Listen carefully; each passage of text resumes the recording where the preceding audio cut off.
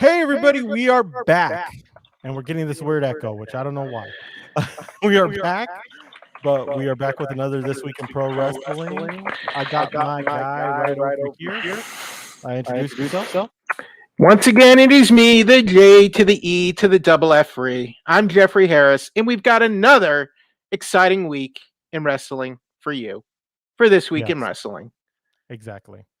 I mean, wrestling is not slowing down right now. It's speeding up with the summer in full swing. The world has gone mad, but wrestling is chugging forward, and wrestling is doing okay right now, which is, if you're a wrestling fan, it's actually pretty cool right now. All things considered. I agree. Do you think since it's going mad, that maybe it reflects society? Maybe. Let's say it's a good reflection. Or maybe it's a good escape. I don't know, but I really don't know at this point either. So, I think in many ways wrestling just seems to be thriving right now. Yeah. Maybe not like Monday Night Wars, but it's thriving and things are happening. And look, WWE, say what you will about them, but they're going to Allegiant Stadium next month. Mm-hmm. They're supposed to. Yeah.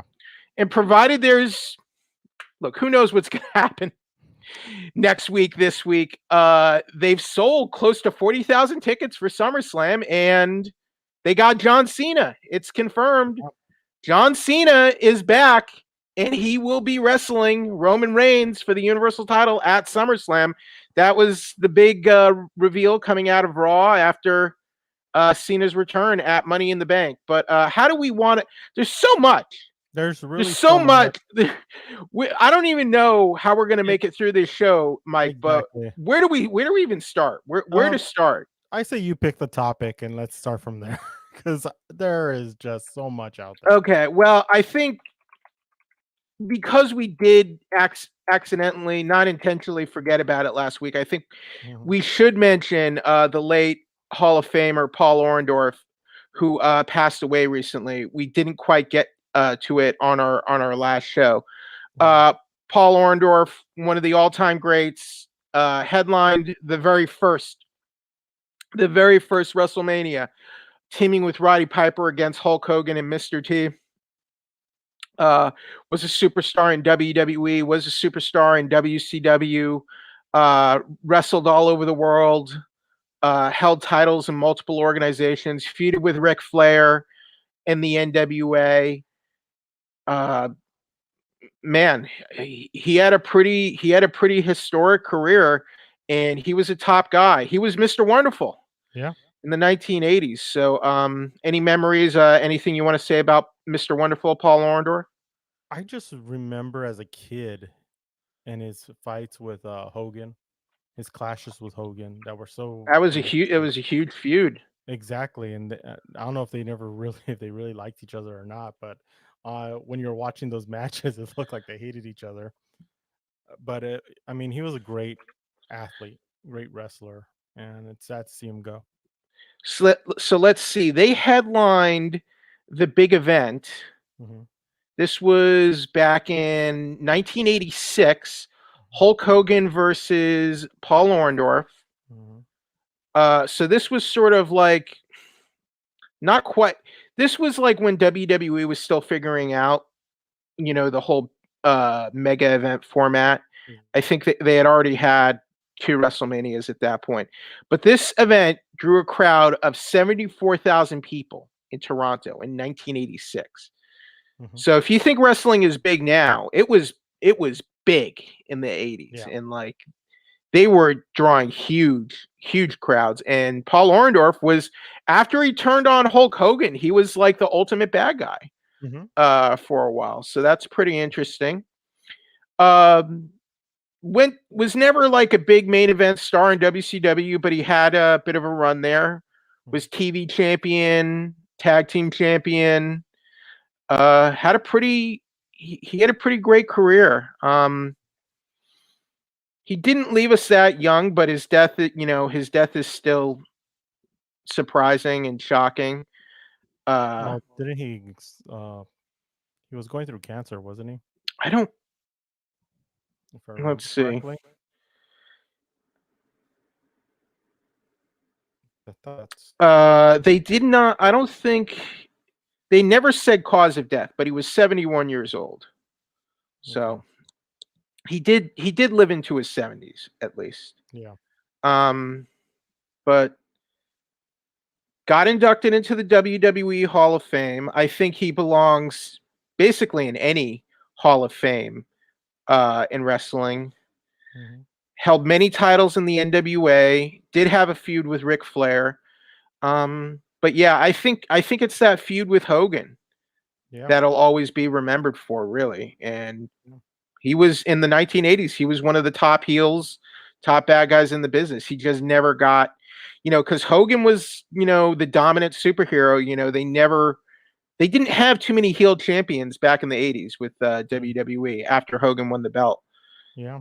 Uh, And one thing that was really cool about him, like many wrestlers that have been in the ring, he was drafted by the New Orleans Saints in the 12th round in 1973, which oh, is so pretty he had a cool. short-lived NFL career. Yeah.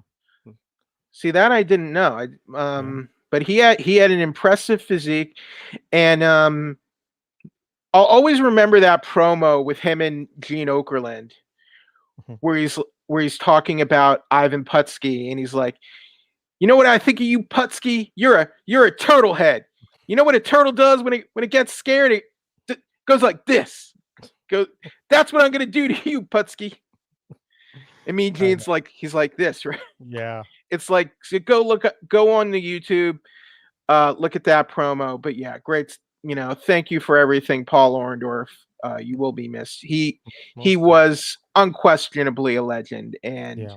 he helped change this business forever He sure and did. delivered it to the masses. So I mean, Yeah. so there you go.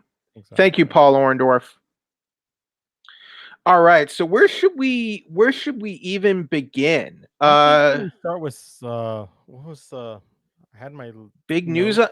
There's so I much think the news to news. I cover. think we should go with the news first because Okay. there's a lot going on right now. So I think we should go with the news first. Well, John Cena is back, Yes. as I mentioned at the top of the show. Mhm. John Cena returned, surprise ending to Money in the Bank, came out, confronted Roman Reigns, got a huge reaction, no booze at all. Like, it took Cena being away for over a year for fans and fans coming back to finally cheer him again. Yeah. And then on Raw, he said he's going after Roman Reigns, so it will be Roman Reigns versus Cena at SummerSlam. So now we have our SummerSlam title main event hmm On both sides. on both sides of Raw and SmackDown. Goldberg came back on Raw, so Goldberg is now challenging Bobby Lashley for the WWE Championship. God help us. Exactly. So, Like the John Cena thing was great. I think John okay. Cena coming So, back is great. yeah. So what do you think of John Cena coming back? Was it the right time? Is this the right match? I think it's a right time, and I think it's a good right match as what they're building the storyline. If they're still building that storyline with Reigns and Rock for WrestleMania, I think it would be I think it's a great, like he says, Cedric could build up and say, I beat John Cena, I beat the best in the world, I beat John Cena, I beat this, I beat that. And then when The Rock finally shows up, if he does, if that's the route they're going to, it just gives it an even bigger Okay. pop. Well, you're jumping ahead a little bit. Well, yeah, but we gotta see, this is the storylines. We're looking at the beginning of the story. You see, I feel like they kind of already did this program in Mhm. 2018 before John started taking those long breaks. And he already put over Reigns, but now Reigns is like a pure heel. Yeah, And and called him out on it. you know, I just wish they had turned Roman heel a long time ago when the fans just weren't taking to him. Even after, did you notice? Even after Roman Reigns came back, after he was diagnosed with leukemia, fans still weren't uh, siding with him. He Yeah. was still he was still getting lukewarm Mhm. reactions. And now at least he's giving fans a reason to boo him. So I think that's good. And I think the heel turn has really helped him. I think the baby face was just not working. But yeah. So I think it's academic that Cena loses here and Roman goes over. And then on Raw, we have Lashley versus Goldberg. Why? We already got our part-time main eventer coming back to wrestle for the title. We don't need it on the Raw side. Who does this help? Nobody. I mean, it really doesn't. You have your I mean, SummerSlam already sold 30,000 tickets before Cena was even announced, you know? Yeah. Why do you don't need Goldberg? No. It just makes no sense to me why you bring back a guy like Goldberg who's already had his time. And I think now it's starting to get old.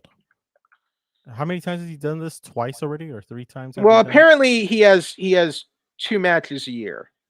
Yeah. His contract agreement, he'll come and do 2 matches a year. And I guess he did the one with Drew McIntyre and now he's doing Bobby Lashley. But didn't he do one with Brock Lesnar as well?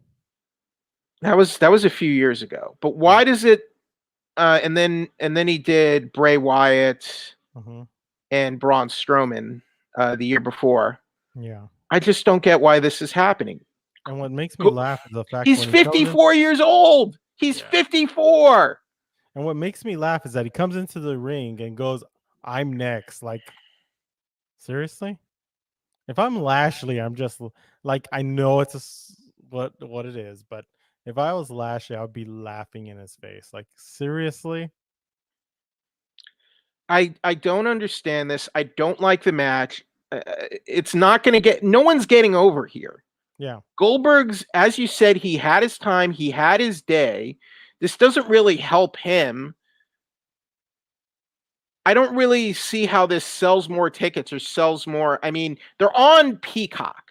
It's not like they need to sell more pay-per-views. Yeah. So. But I also think this goes into a bigger issue. What's the bigger issue here? And we'll go into it because it's another topic that we have for today. I think the big issue here is WWE does not want to elevate and create new stars, and they're fixated on the stars of the past, of the Monday Night Wars, of the 90s. They're fixated on them, the guys who were big stars, and not making anyone they have now into a bigger star. Yeah, and that goes into an issue that popped up this Monday. Okay. I mean, it's been popping up. It's been happening. Is the fact that, and there's guys on the roster who they could shine, and they're not shining them for these big events. Who deserve to be there? Who deserve that main event spotlight? I think one is Big E. Oh, hell yeah. Who did win Money in the Bank. Mm-hmm. I think Big E has all the tools to be a huge star. Yeah. But I feel like WWE won't let him become a bigger star. Mm-hmm.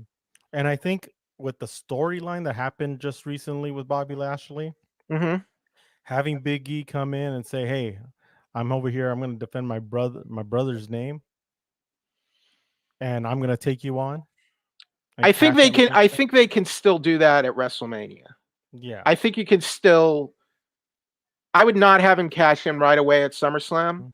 Do you think Lashley will be the champion all the way up to WrestleMania, though? Yeah. Okay. Well, I mean, look, he's not going to lose to Goldberg, and if he does, that would be monumentally idiotic. Monumentally. Raw is not a great show right now, but Lashley is a stable. He is a stable, reliable champion. He doesn't get into trouble. He's in great shape for his age. He doesn't get hurt a lot. He knows how to work. Lashley is a reliable champion you can keep the belt on for a while, if worse comes to worse. You don't want to put the belt on Goldberg. When do we even ever see Goldberg? They're doing house shows this year, or they, at least for now, they have house shows scheduled. So you don't need Goldberg as champion. You do not want Goldberg as champion when you're going to be doing house shows. Yeah. So let's see. But the other thing is the roster has been gutted due to all the releases. So they're kind of they're short-handed everywhere right now. So I don't even know where Sasha Banks is. Sasha just disappeared. Yeah, she's probably shooting The Mandalorian. I wouldn't be surprised. Could be. Yeah, because let's see what else. Coming back next year. See, AJ could easily be plugged back in there. But AJ's, he's teaming with Omos now. Yeah. Braun could have played this role, Oh, yeah. Braun could have feuded with Lashley. They fired Braun. Yep. And let's see who else. Ricochet. Man, I like Ricochet as a worker, but I feel like they'll never put him in that role. Oh, no. It's the old guard. It's the old mentality. And I've said this over a few weeks now. You're never going to see a Ricochet, or it's a miracle that they put Kofi Kingston up for the belt. But they didn't let him. They didn't put him over. We can't see. I feel like we can't see someone become like Bret Hart or Shawn Michaels. Or even Daniel Bryan. Because, say what you will about the mid-90s era of WWE, but Bret Hart and Shawn Michaels, they kept WWE going during a really harsh period, Yeah. When WWE was being targeted during the steroid trials, Bret Hart and Shawn Michaels helped carry the company. Yeah, exactly. And carry the torch for WWE. But now, I just feel WWE is complacent with their product. Yeah. And that's why I say, I think, to be honest, there's people you could point out. Vince McMahon, Bruce Pritchard, John Laurinaitis. And Nick Khan, the company president. And Nick Khan. See, Dolph Ziggler. Like, Dolph Ziggler's remember, he's a former world heavyweight champion. Yep. But now he's just hanging around collecting a paycheck. And now he's just another guy. Yeah. We do have the draft coming. The draft is probably coming in a couple months from now. So they could change things around. They're going to have to. They're really I don't know. Going to have to. I don't know what's going on with Brock Lesnar, if Brock will ever come back. They still have Brock on their website, even though he's technically a free agent. Yeah. And he's not under contract. Brock is still listed on the Raw roster. How funny is that? I know. You haven't even seen him since what? I think they could use a guy, Walter, but I think Walter doesn't want to be Walter doesn't want to work a full-time schedule in the US. Yeah. And also too, it goes back into that whole thing that I would want to bring up, and maybe we should bring it up because it kind of pertains to everything. And it's about what happened with Karrion Kross on Monday and the NXT guys, because this kind of goes into everything. Okay. They're bringing up this once again. They bring up talent from NXT. Yeah. And what did they do with Karrion Kross this time? He loses to Jeff Hardy. With the belt. That was questionable. Yeah. Yeah. It's like, come on. It's like he's dominating NXT. And then you bring him up to Raw. Beat Finn Balor, who just returned to SmackDown. Exactly. You want to show him as a powerhouse. Now he goes back to NXT, and it makes the brand look bad. And I'm curious what the ratings are this week. What do you think is the logic behind bringing in Karrion Kross to Raw, having him debut on the main roster, lose to Jeff Hardy in under 2 minutes? And then here's the other thing. They brought him up without Scarlett, which a lot of people didn't like. Yeah. Because Scarlett's a big part of his act in NXT. So what do you make of that? After seeing it on Monday, I really don't like it. I don't like it at all because I think him and Scarlett work well together. It's a package deal. You can have her wrestle on her own, and that's fine, but I think she should come out with this. But to me, it just seems like they want to bury the NXT guys. Do you think and I this don't was know why. Do you think this was an act of sabotage by Vince or I feel like anyone? it. I feel like it was, But why, but it doesn't make any sense. If NXT is your developmental league, Hmm. why would you sabotage potential new main eventers?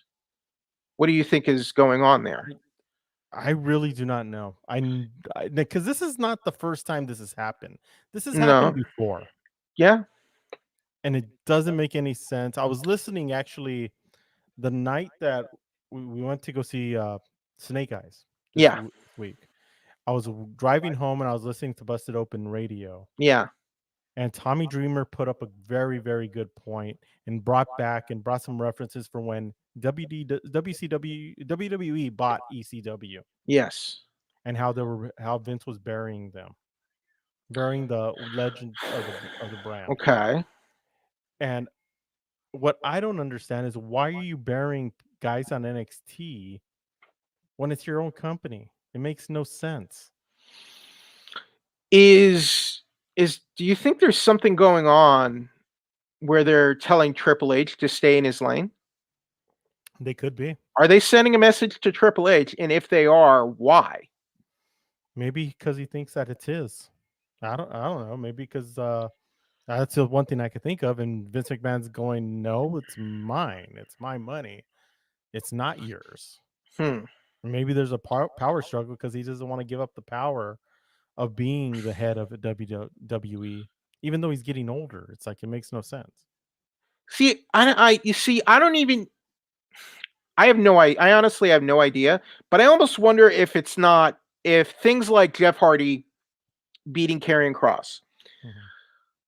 What if it's not really Vince? It's just people getting in Vince's ear, and Vince just doesn't think much of it. And then you go down to who's talking to his ear: Bruce Pritchard, Bruce John Laurinaitis, Pritchard, John Laurinaitis, or Kevin Dunn, Khan. and Nick Khan. Khan. I don't. But it still reflects on the head. It's strange to me. Now, Yeah. look, nothing against Jeff Hardy, but No. let's look at the facts. Jeff Hardy hasn't held a world title since what, 2009? Yeah. Jeff Hardy is 43 years old, has a history of drug problems, alcohol problems, personal issues. I think it's safe to say Jeff Hardy's best years are probably behind him. Mhm. Like, he's not the future of this company. You know what I mean? Yeah. Yeah. And not to mention, a few weeks ago, you had like Jeff Hardy getting squashed back to back weeks by Jinder Mahal. Yeah. So, I mean, what is going on here Mhm. with all And there's this already weird 50-50 booking? yeah, and there's already word and it's already been said. Even Jeff Hardy said it himself that this is his last WWE contract when he signed Right. it the last Well, I'll time. believe that when I see it. Yeah. But I have no I feel like something weird is going on here. And But nothing personal against John Laurinaitis, but I don't think he's good at his job. yeah. And And here's the thing, if I'm on the NXT roster yeah, after seeing what happened on Monday, I I don't never want want to to go go. up. Yeah. I don't want to go up to Raw. I don't want to go up to SmackDown. I want to stay here in NXT or let me out of my contract and let me go Look somewhere else. at, I mean, just Adam Cole. What's going to happen to Adam Cole if he were to move up? What would Well, happen to Gargano? What would happen to Ciampa? well, they'll do what they did the last time with the Gargano and Champa. They tried to make him into a tag team. Yeah, well, they try to bring back That DY, didn't feel. D, That didn't feel like. DIY. That didn't feel like. That didn't really feel like a real big move up. It didn't feel like they were moving him up at that time. It just felt like they were NXT guys having a couple matches. But yeah, But still, I mean, they still brought him down, and they're still back at NXT. is he still Adam Cole, baby? No, I The think main he would roster. be. I have a feeling they would bury him because he's not one of the big Okay, guys. There you go. now look at Keith Lee. Hmm. Keith Lee is the other guy. Yeah. We've been waiting and dying to know what is going on with Keith Lee when he's coming back. We have not seen Keith Lee since February. We don't know what's going on with him. Hmm. We know from his social media posts that he's trying hard, working hard to come back. Yeah. Finally comes back, answers the open challenge. Why bring back Keith Lee just to job to Bobby Lashley? Like what? Exactly. What? And not only that, you job Keith Lee out in his hometown. Mm-hmm. Like why? Why would you do that? Why not? You don't have anyone else on the roster who you can just feed to Keith Lee, let Keith Lee look good and get a hometown win on his first night back after fans have been dying to see him back for all these months. Yeah.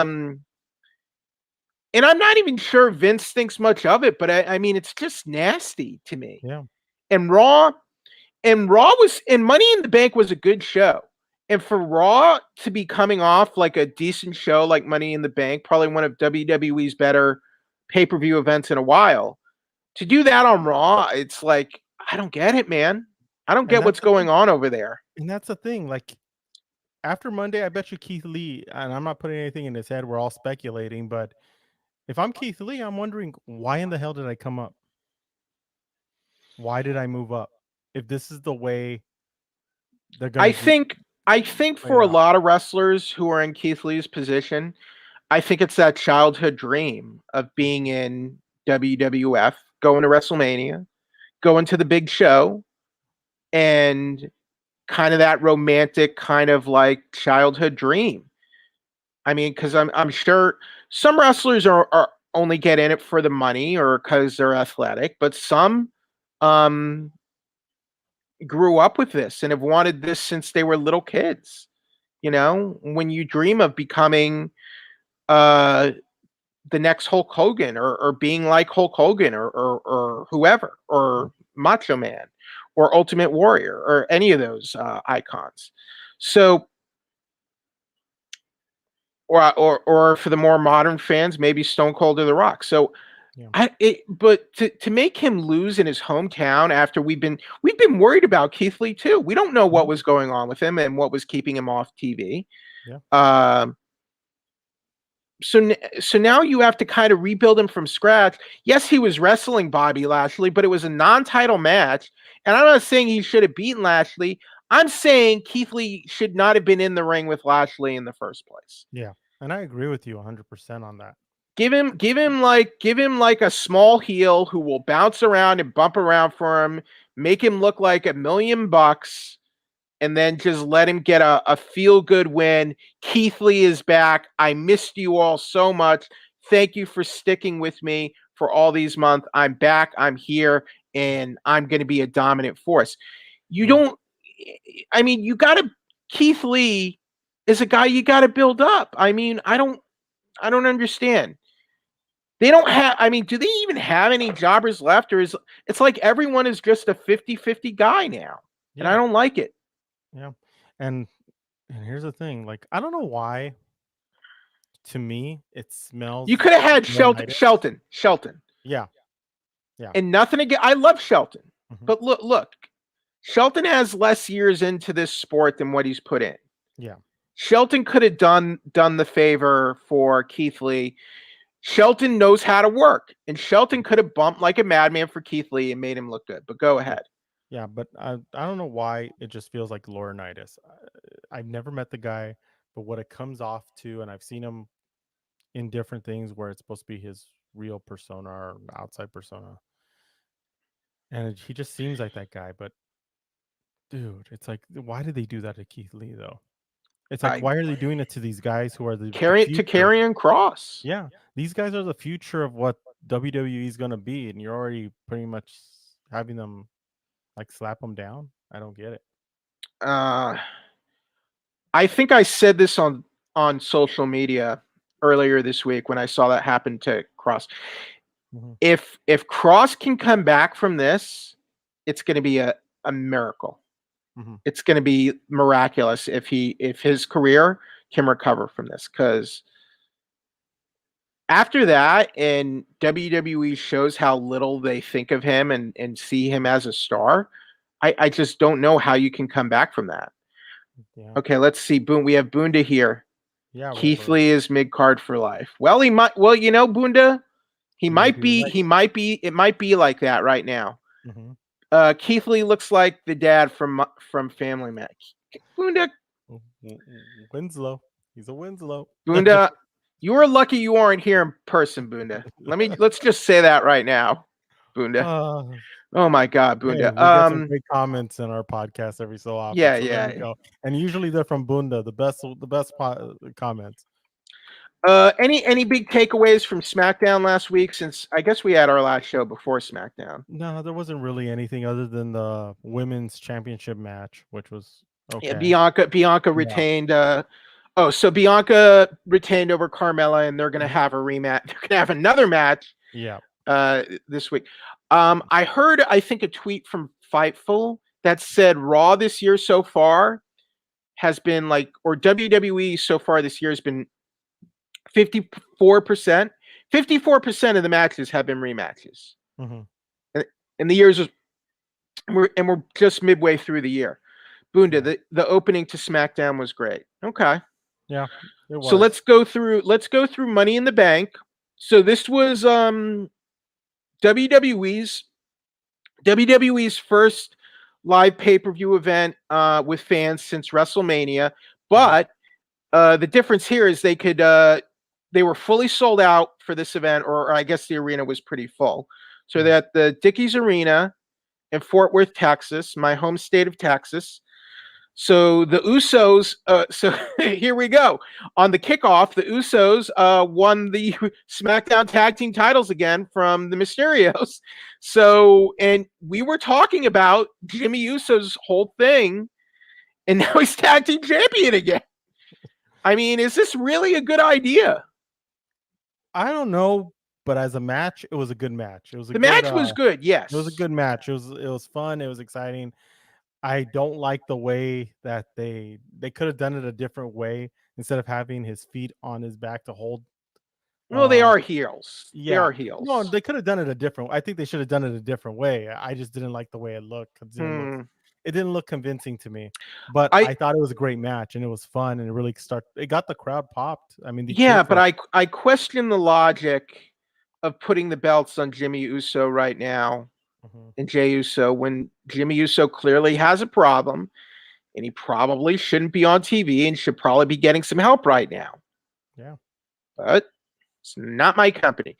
And I guess they are at least sowing the seeds of dissension in the family, so to speak, with that kind of segment with Reigns saying, like, you know, I got you guys here, like taking credit for everything. And I guess that's kind of sowing the seeds of maybe a future split between the two, right? Or I guess between the Usos and Roman. Yeah. Okay.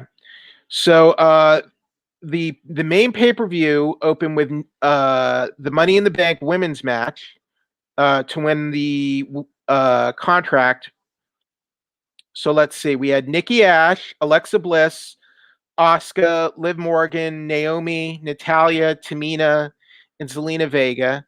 So a lot of the match was based around, I guess, Alexa's sort of freaky deaky powers. Yeah. And then everyone eventually ganged up on Alexa, took Alexa out, and then we had that big sort of ladder climbing party at the end, and Nikki kind of snuck up and stole the contract, and Nikki won the contract for the pay-per-view on Sunday night. Yeah. And do you think this was the right decision? I liked it. I think Nikki Cross should have. I mean, she's been around for such a long time in different stages of WWE already that it's fine. Like, I have no problem with it. I wish it could have been the old Nikki Cross. Right. Would have been cool. But with this one, fine. I mean, it didn't bother me. But here's what bothers me. Not that Nikki won, but I feel like they didn't build up to this at all. Yeah. I feel like they haven't, other than giving her this new character and gimmick, I don't really feel they've done a good job of building up this version of Nikki. Yeah. And I agree with, we're getting comments coming in. The Alexa thing is getting old. I agree with Bunda on that one too. It's really getting old. Because I don't know where they're going with it. And they've been running with it for so long, like evil Alexa. And I don't know, like, what the stupid hypnosis is bad enough, but I don't understand, like, what is the point here? What is going on? Like, what is going on? Where is this leading to? I don't get it. Yeah, exactly. And then with Bunda comment coming in, this is WWE saying, Nikki, we're giving you a push, sink or swim. It could be. I We'll wouldn't see. disagree with that. I wouldn't disagree with that at all.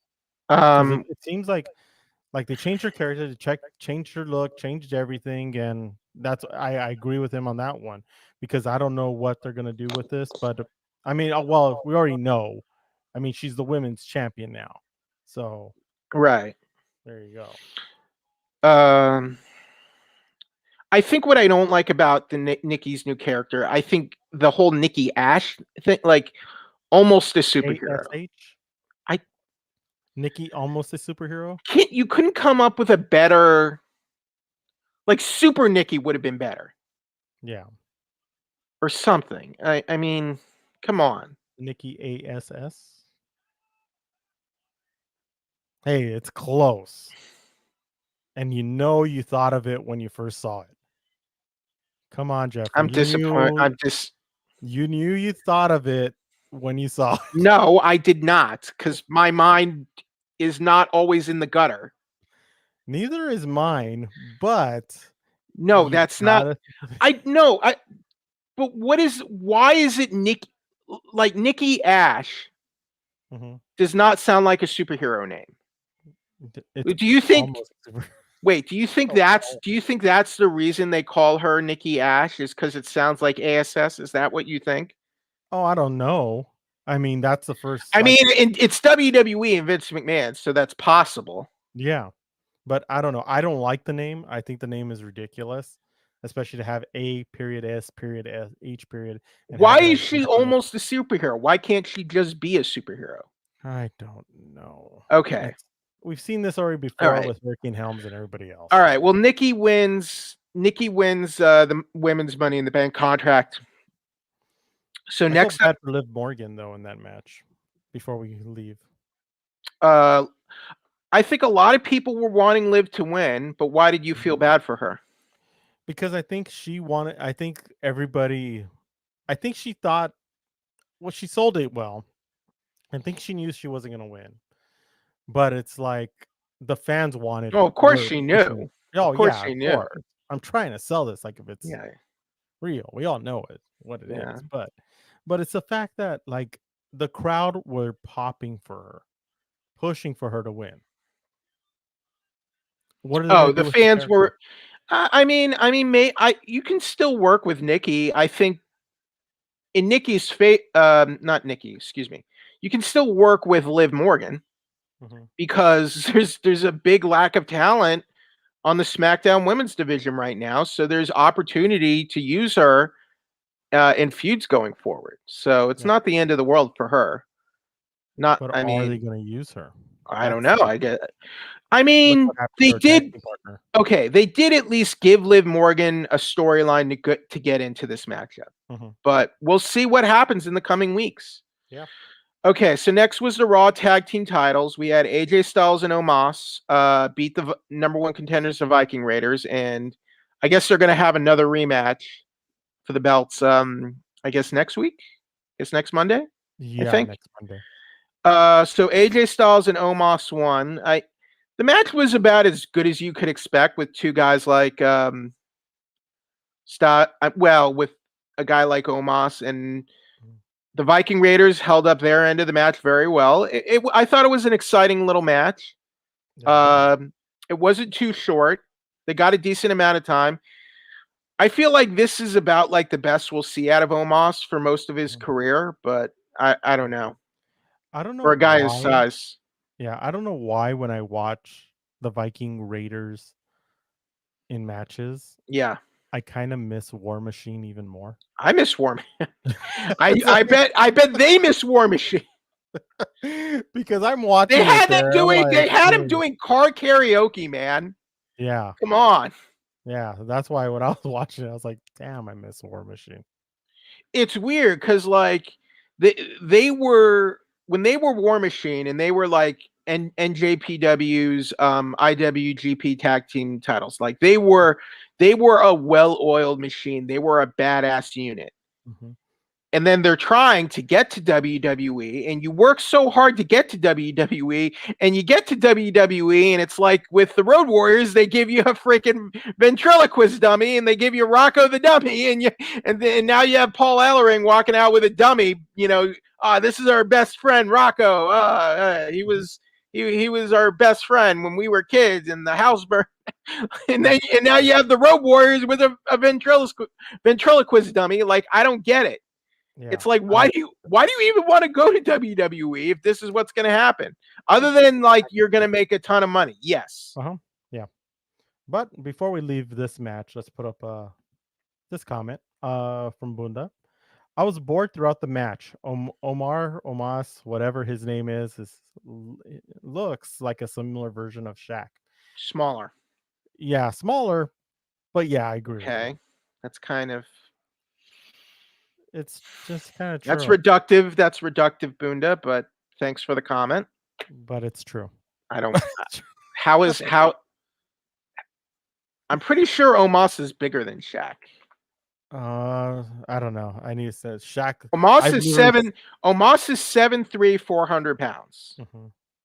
How big is Shaquille O'Neal in his prime? I don't know, but I interviewed him once, and he's huge next to me. He's bigger. He's bigger than Shaquille O'Neal. Way bigger. So there you go. Bunda. Smaller than Shaq. He's bigger than Shaq. He's bigger than Shaq, you Philistine. Oh, how do you feel about that, Buster? That's right. I called you Buster, Bunda. I hope you don't like it. I am still to the point where I agree with him. So you don't like Omos? I don't like Omos. All right. Well, look. I'm not. You could still always have them lose the titles, and you could just as easily put AJ Styles back into the main event scene at some point. Yeah. I don't think we've seen too many matches between Lashley and Styles, have we? Yeah. No, not much. But no, he's not. I've met Shaq, 7'1", 400. Yeah, Omos is bigger than that, dude. Get over it. Well, that's what they print up for WWE. Do you think Omos is shorter? Possibly, because I've met, like, I'm telling you. Have you met Omos? Have you met Omos? I have not met Omos, but I have. There you go. Shaq, and Shaq is huge. And Shaq is in good shape now. He's he's looking good.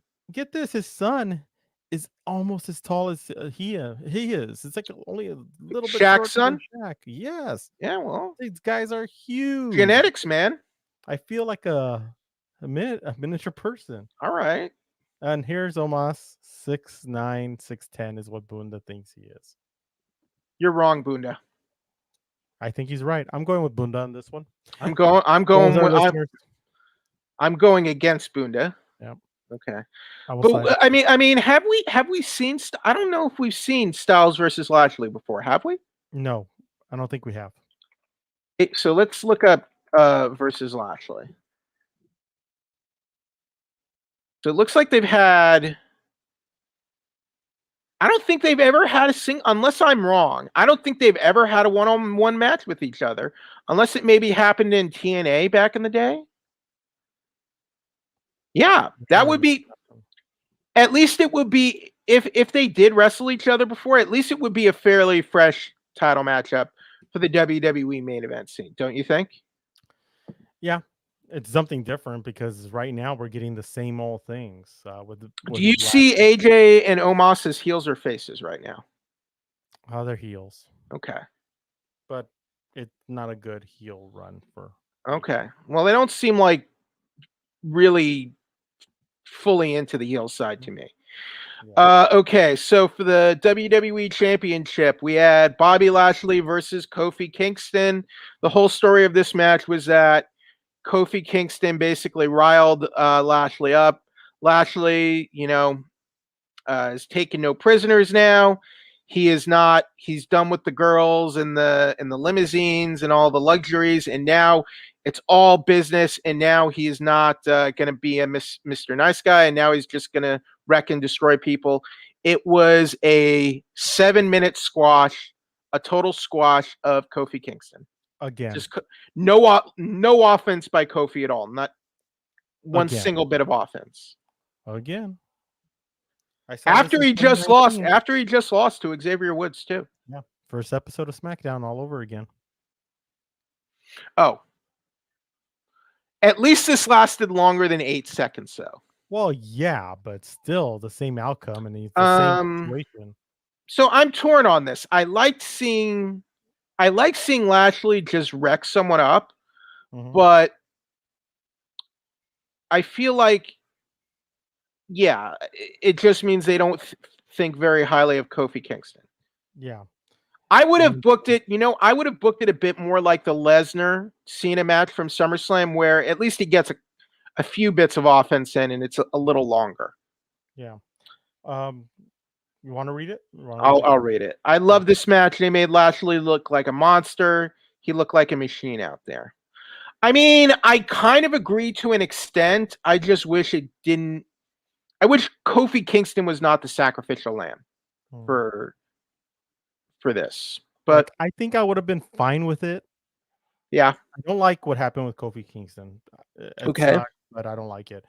But what you see the next day just made it like so what the way they set it up is that Lashley should destroy Goldberg in SummerSlam, if that's the case, because the way they put it out there, and where they Goldberg can't even work. Goldberg can't even work more than like 2 or 3 minutes anyway. Yeah. So that's I don't even know. I don't even know why they're doing. I don't even know why they're doing this. Because they made it like Bunda said, they made Lashley look like a monster. So now they have the match for SummerSlam. So technically, if it is right, Lashley should destroy Goldberg then and do it in no time flat. Okay, so next up for the Raw Women's title, we had Charlotte Flair versus Rhea Ripley. Charlotte Flair beats Ripley and regains the Raw Women's title at 16:50. Charlotte was not happy about the fans shouting Becky Lynch. Becky Lynch was at the arena. She did share a tweet from the arena, but we did not see her yet. And there's been talk of Becky coming back, but we don't know when that's going to happen. Yeah. So what did you think of Charlotte making lewd gestures at the fans and flipping off the fans who were chanting for Becky? It was hard to, I don't know if it was a work or she bought into it for work or it was something real because she wants to be the top dog. But either way, I didn't like the fact that you're giving Charlotte the belt again. I see why now. Okay. But what did you think of Rhea Ripley's first run as champion?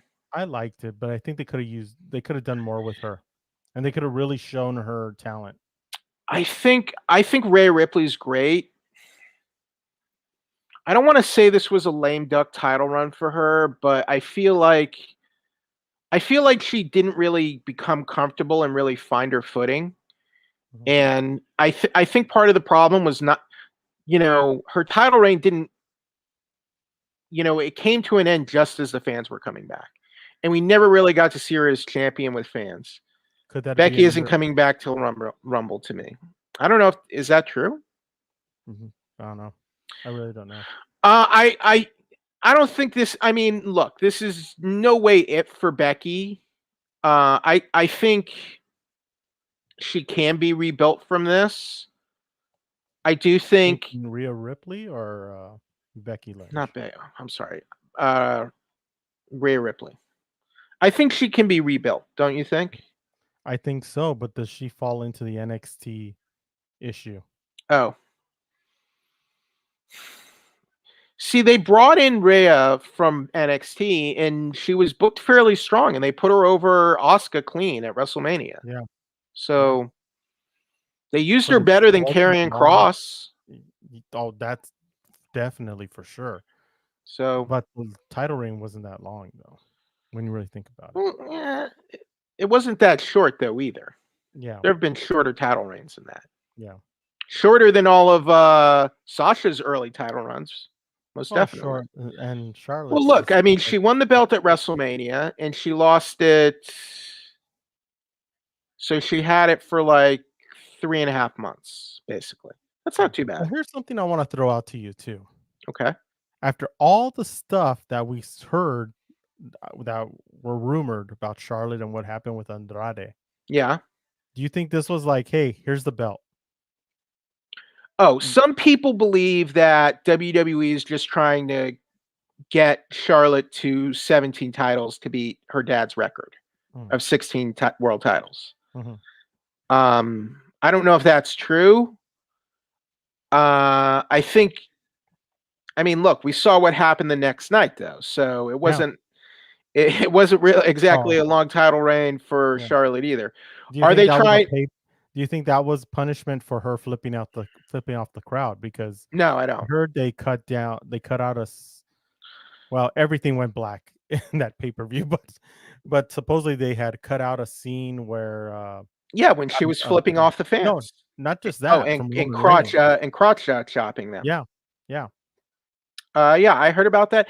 I don't know if that was punishment, so to speak. And I also don't know if they're trying to quickly get her to the 17 title record, but I just think it was a way to transition the belt off Rhea Ripley, maybe. But we'll see. We'll see how long Nikki holds the belt and what's going to happen with her as champion. I don't see Nikki holding the title much longer than Rhea Ripley, but we'll find out. We'll see. We'll see how they feel about Nikki in a few weeks.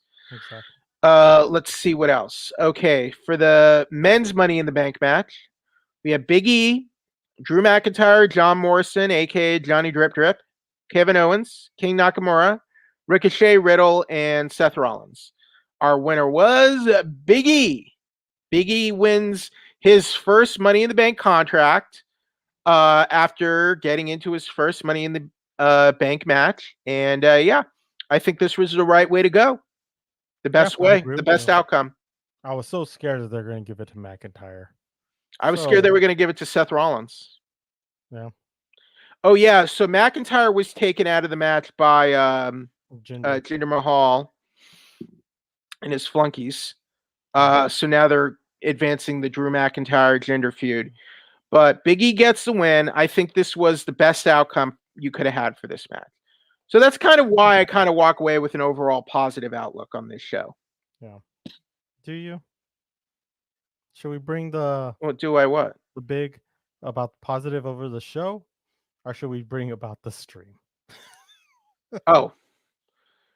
That's another.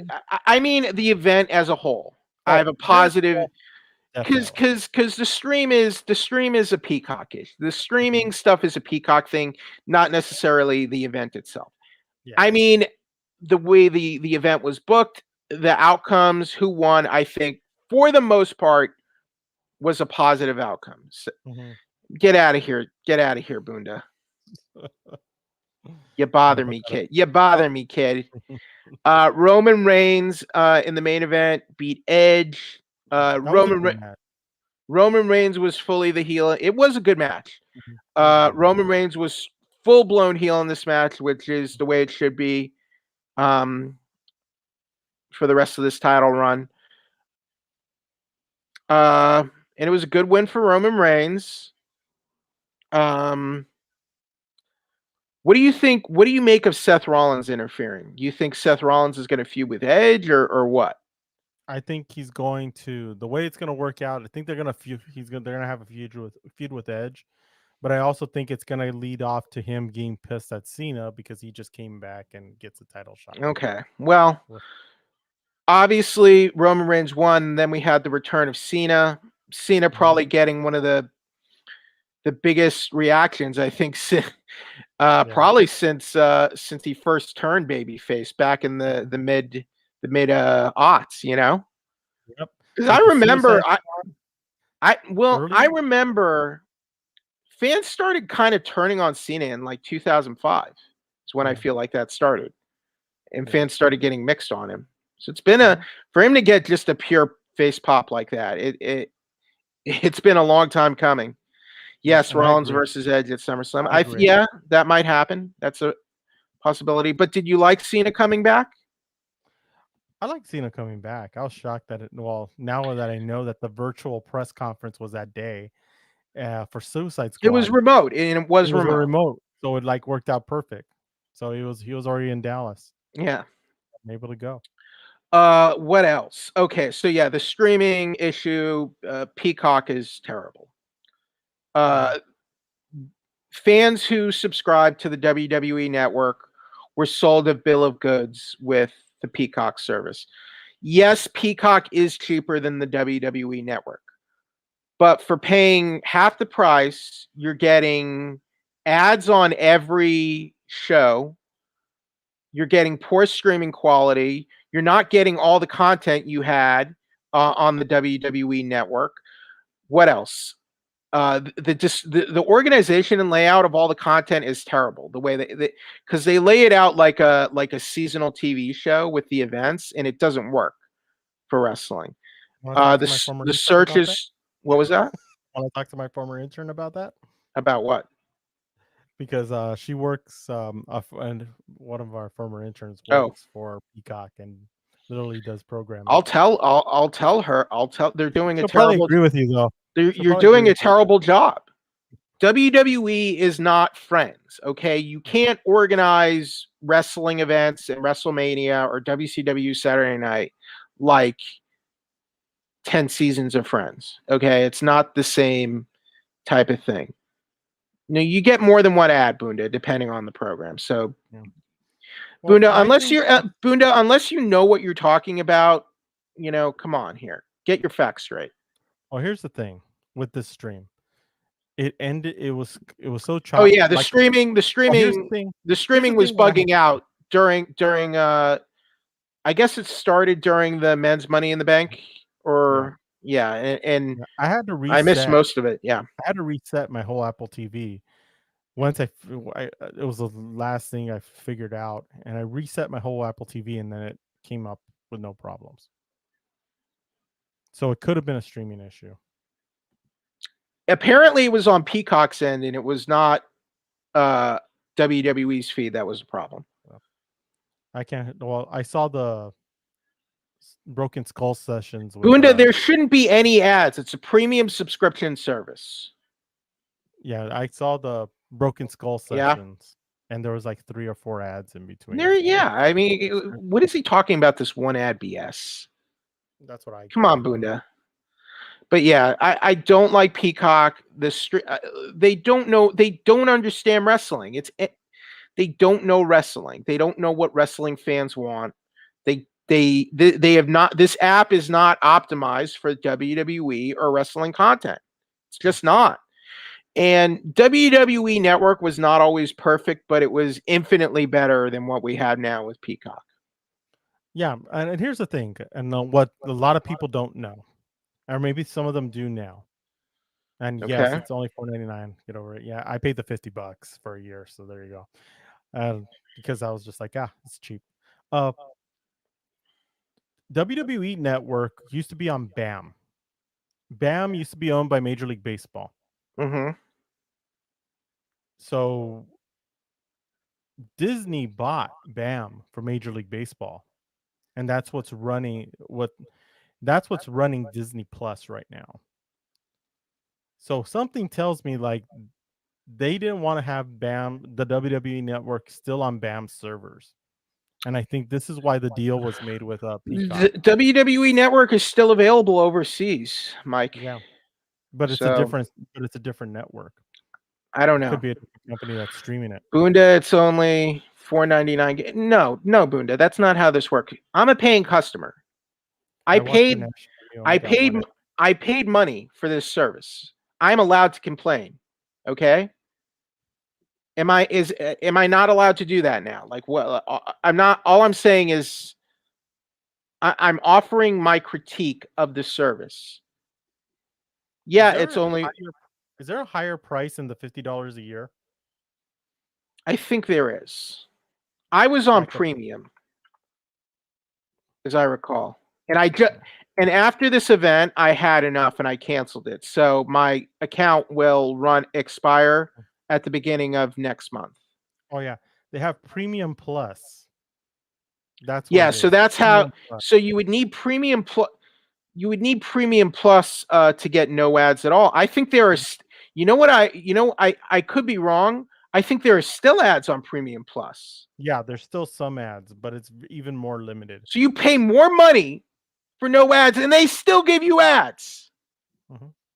What kind of service is this? You're getting a $50 Bunda. That's on WWE. We didn't ask them to cannibalize their pay-per-view business, but that's what they did. UFC did not do that with their events once they went to digital on demand and With ESPN the Plus. Fight app. Or no, because they had what did they Because when UFC on ESPN Plus still has that No. pay-per-view. No, when they went to Fight Pass started before ESPN Plus. Yeah. So they started Fight Pass and they started doing exclusive streaming events on Fight Pass. Mm-hmm. But they didn't put their once they started their streaming app, they didn't put all their pay-per-views on Fight Pass, which is exactly what WWE did when they started the WWE network. All the pay-per-views went on the network. But there you go. Okay, so any other takeaways from Money in the Bank or Peacock being awful in general? No. What are we going to next? Because I'm waiting for Slammiversary. Slammiversary. Well, that was Saturday night, so why don't we get into Slammiversary a little bit since that was the night before? Yeah, because that was we saw a lot of people who got released from WWE show up on Slammiversary. Chelsea Green. Yep.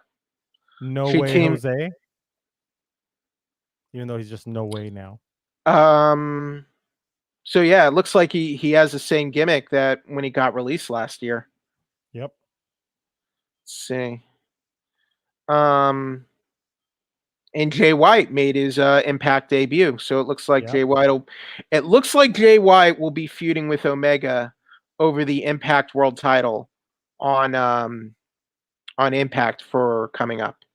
And I think this is the beginning. I'm hoping it's the beginning of Bullet Club coming out and saying, because when Omega was like wearing the Bullet Club shirts and Tama Tonga being all pissed off and everything, that this is the beginning of what we're gonna see. Hopefully, a Bullet Club versus Bullet Club type of clash. Do you think Jay White will take the title from Omega, the Impact title? I think so. Okay. Any other big? Because I didn't watch Slammiversary, but any other big takeaways for you?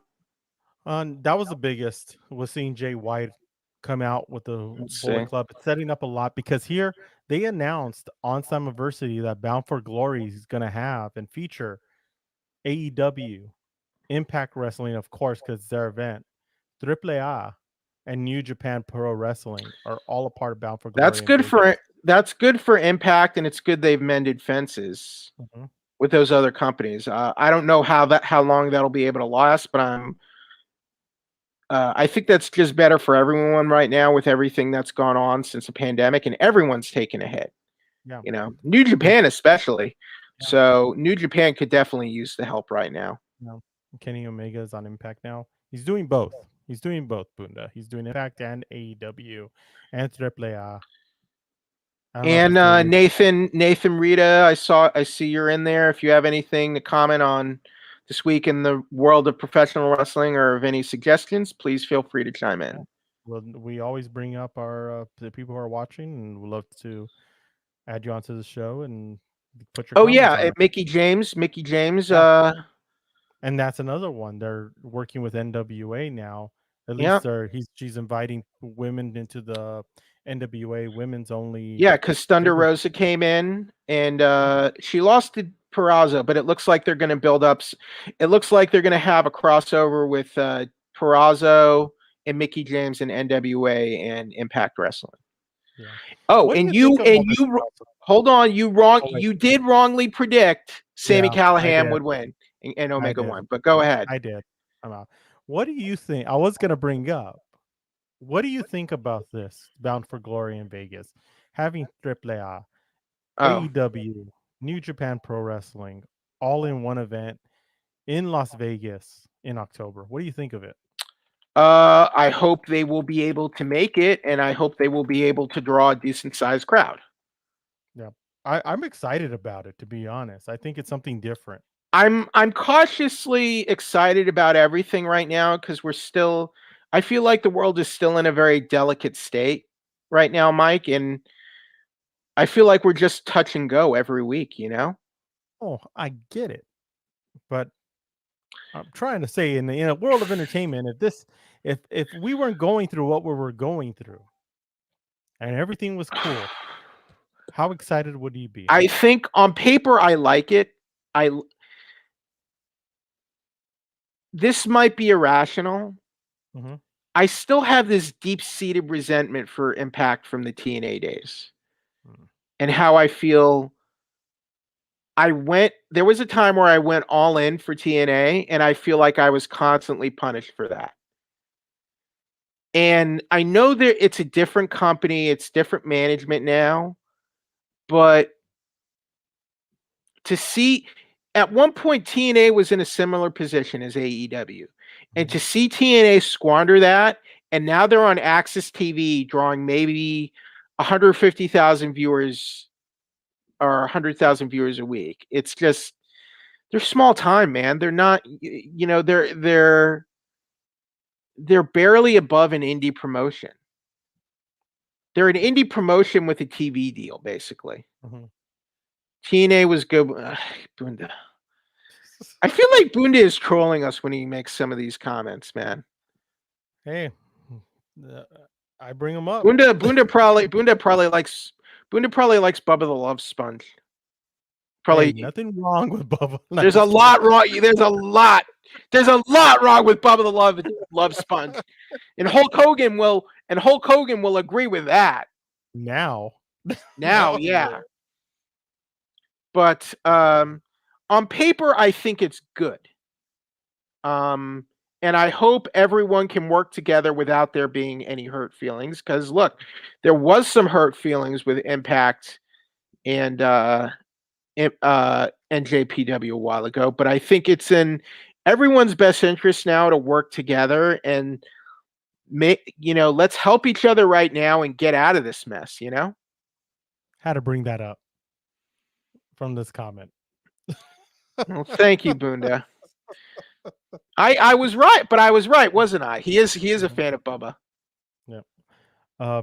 My thing is just I have a feeling a lot of this is being controlled by AEW and Tony Khan. I think Tony Khan's like say, hey, if you want to work with us, this is what we need. This is what you should do. This is what it just seems like because of Impact, I just don't think they would. Right. I don't know. I think It's good. It's good though. It's good though if they can cooperate with each other because Impact needs it, and I think it'll help the other promotions as well. yeah. Because they're American wrestlers who work for New Japan who can't really safely travel to Japan right now. You know? Yeah. And guys like Jay White, who I think can Jay White not go to Japan right now, or can he? I don't know. I really I don't don't know know. what his visa status, I but know he's he from. came. I know he came here and he was in LA signing autographs. But like, okay, like guys like Finn Juice, Yeah. maybe they can't go. Maybe they can't always travel to Japan, but they now they can represent Japan, New Japan here, and they can wrestle and get work and get paid. That I think is good, and I hope that just benefits everyone. Yeah. So those are the aspects I do like about this. Mhm. I hope with all this talent, they'll go, not like a big arena, but they'll go to a decent venue where they can draw a decent crowd. Yeah. I don't even know if they have where the venue is going to be for Bound for Glory. Let's see. In Vegas. We know it's in Vegas. I don't even think they have a location yet. I don't even think we know when tickets are going on sale. All we know is that it's Vegas. or the Yeah. plan is Vegas. So, Mhm. but I think Impact had fans back for Slammiversary as well, didn't they? Yes, they did. But yeah, you were still wrong about Sami Callihan. Well, yeah, I admit to that. I think if I could see Omega losing the title to Jay White, but I don't know how they're going to play this out. I really So do. I'm really hoping it's a Bullet Club thing, and it's Bullet Club versus former Bullet Club members, even though they think they're still Bullet Club or they're elite or however they're going to do it. But I think it's going to be good. okay, So since we continuing kind of, with the topic, I think we kind of already kind of went through the broad strokes of Raw. yeah, So I know you like Thunder Rosa. So Thunder Rosa she's been signed to yeah. WWE. She AE, they bought it. They not Jim Ross, WWE. AEW. I'm Jim sorry. I Ross, have AEW. PTSD. What? No, I think Bound for Glory is going to be So the big one. Thunder Rosa is officially all elite. She's signed to AEW. They bought out her NWA contract. So Oh, sure. good move by AEW considering her feud with Britt Baker and the match she had with Britt Baker. She is a good woman to have on your roster, you know? And I agree with you, Jim. I still say that match is the best match of the year so far. The Is that only right, Jim? TNA pay-per-view. Yeah, thank you. Yeah, see, I'm not even Jim Ross's age, and I'm already doing the same. I'm already doing the same things. I'm telling you, I caught Yeah, that quick. I get. You see, I get you, Jr. It's not his fault. Yeah, but Thunder Rosa I'm having the is same problem. Yeah, but Thunder Rosa being signed by AEW is it's a big pickup for AEW. She's a great wrestler. She's literally at the top of her game, and I am looking forward to Britt Baker versus Thunder Rosa, this time with some stakes to it, and see where they take that match, because that last match with them was amazing. It was exciting. It's still my match of the year so far. Nothing has beat that match yet that I've seen. I think you build it up a little bit more. She could be the Oh woman yes, who beats Britt Baker. Not and for I a agree. while, but she could be the next AEW Women's World Champion. I think. Yeah. And after that match, ever since that match is when I started following her on Yeah, yeah. Instagram, because it's amazing. Okay, She's so awesome. Boone, what do we have from Boone? The only TNA pay-per-view I actually paid for was versus Hulk Hogan. What is this, 1997? I think Bound for Glory is going to be at the Bingo Hall in Vegas. I think they've been to Vegas before, so I'm sure they have a couple places they can Well, they scout. had wasn't it Sam's what is it called? It better not. It used to be the Showboat, but they don't have Sam's the Town? Showboat in Sam's Sam? Town. Yeah, that's Yeah, it. yeah. Which I hope they don't have it at Sam's Town. Okay, okay. Upgrade.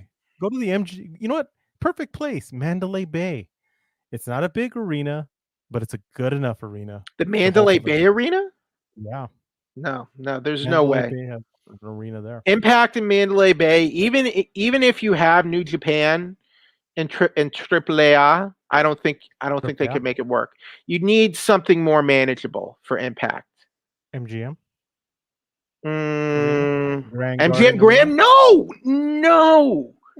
You know they're That's not going to 10. go.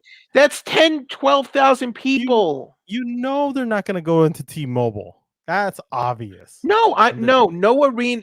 It's got to be small. It's got to be many times smaller than Let me any of see how those. long the arena is at Mandalay Bay, because it's not at 10,000. I've been to Mandalay. I've been to fights at Mandalay Bay, and there's no way Impact is not filling up Mandalay Bay. There's no way. UFC goes to Mandalay Bay. UFC goes to MGM Grand. UFC goes to T-Mobile. They are not. UFC can sell out. UFC can sell out those arenas. Impact, no. Now it's known as the AEW. Michelob. Now it's known as the Michelob Ultra Arena, and that's 12,000 is the capacity. AEW could go to any of those arenas and, if not fill them up, draw a decent sized crowd at any of them. Impact, no chance in hell. Not a chance in hell. I'm sorry, Mike. They need something smaller and more manageable. A high school gym, maybe. Seriously, Maybe. a high school gym in Vegas? So let's look at the Raw ratings since you were curious about. So I want to bring up the Raw TV ratings Okay. since we went over Money in the Bank, Raw, and Slammiversary. So let's see now. Just give me a second. Da-da-da-da-da.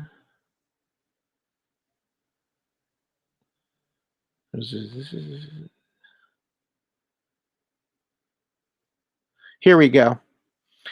Okay, so Raw did have a boost in viewership and ratings this week because it was post Money in the Bank. Of course, you know they had Cena on Raw, so that helped. And they did 1.923 million viewers. So viewership was up 21% this week compared to last week was 1.6 million. And then what else? The average rating over 3 hours was 0.57, up from last week's 0.43. Now, this is interesting when you compare it to what Dynamite did this week, but we'll get to that a little later. So everything was up across the board for WWE this week, but that's not surprising considering you had Cena, Money in the Bank, and you had live fans back. So, but as bad as I thought Raw was, it was a good showing for WWE. Yeah, but do you think that's going to change soon, around the September timeframe, and AEW may strike? I don't know. I think it's going to depend on how SummerSlam does, where we are with the pandemic in September, when the draft happens, what they do with the draft, multiple factors. And then I think we also have the Olympics coming up, and that's going to affect. I think there are going to be some preemptions, Friday. right? Yeah, that's Friday. I think they had to do some. I think they had to do. Smackdown is going to be on Sci-Fi or something. Yeah, because of the Olympics. WWE gets affected by it. Yeah, but I'm saying because of what we heard yesterday and what's been going around the with World Wide Web. With regards to. Oh, okay. We'll get to that in a little bit, but so Raw ended with Nikki Ash cashing in her Money in the Bank and winning the title from Charlotte. Yeah. So now Charlotte's already lost the title, and Nikki won. So, do you think this is a good step for Nikki? Well, like I said before, when she won the Money in the Bank, I think this is a good step. I think it's once again, I wish it was Nikki Cross's old character in this one, but does she deserve it? Yeah, she does deserve it. She's been in the organization for some time. She's been a wrestler for a long time. I think it's well deserved.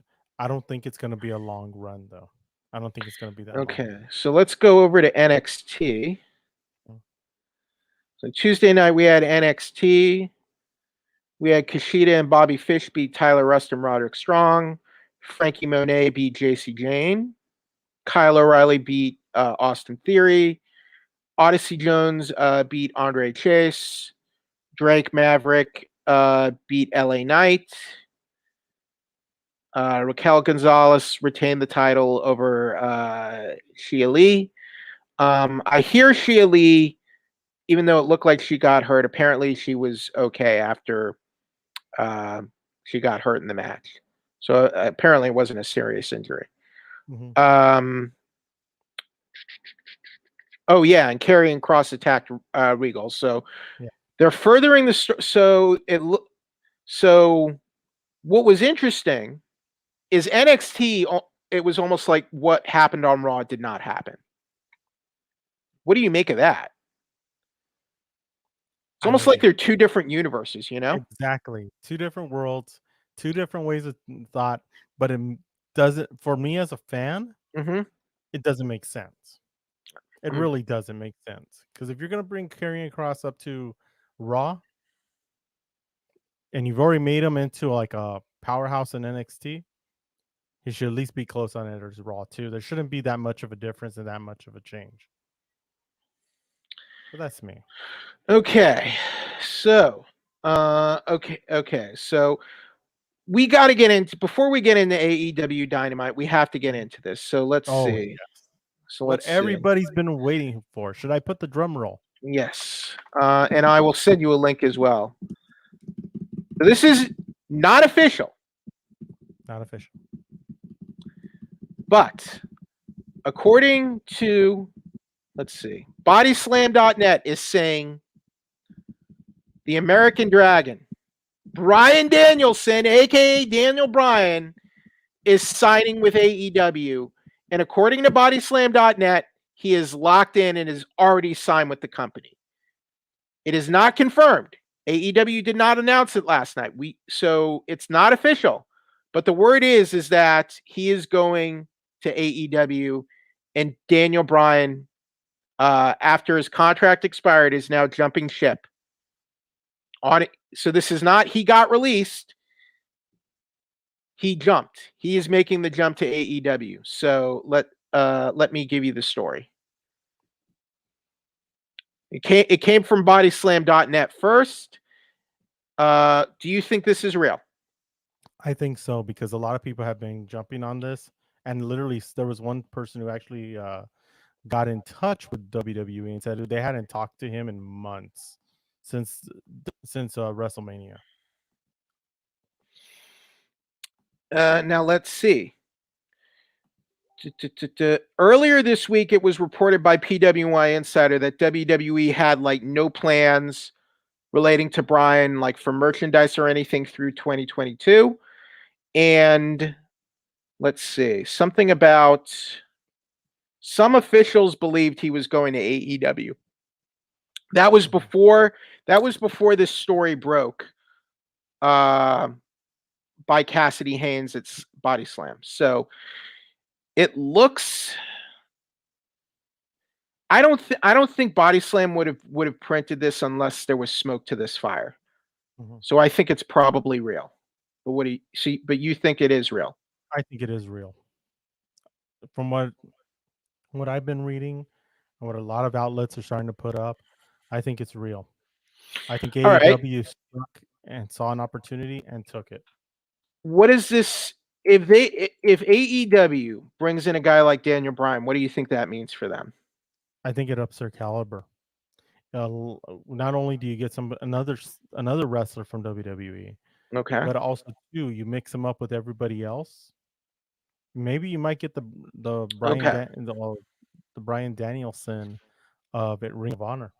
Okay, so just to throw some rain on this parade here, a potential parade for AEW. Yeah. Let's look at a couple other things. Bryan Danielson is 40 years old. Yeah.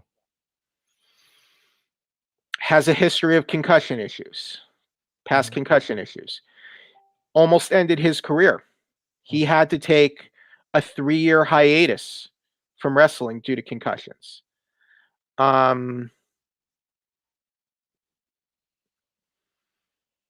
Is it wise to invest so much money into a guy who has already had a long career like Daniel Bryan and maybe has just a limited number of matches and time left he can work in his career? Me, is it wise? No.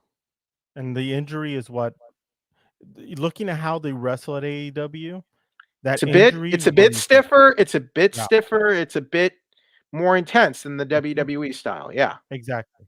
That's why I say, like, it worries me, but also too, when you look at developing and catching up and building a product, because they're still building a product, I think it's a good hire because you have him helping out other guys. Okay. That's what I say. But the name alone is gonna get people to like really. I think it will get attention and it will get interest. And the sorry about that.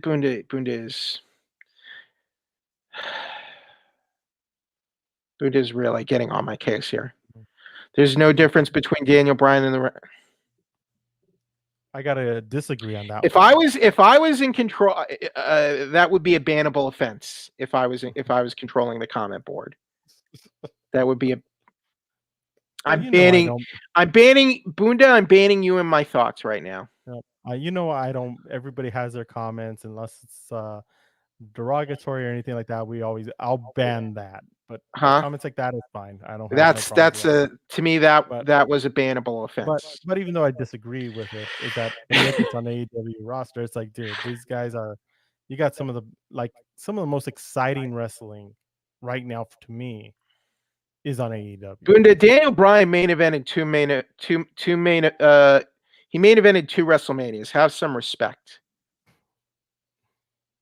Well, should we bring up the other one now? Let's see. So yes, let's get to the other one. Mhm.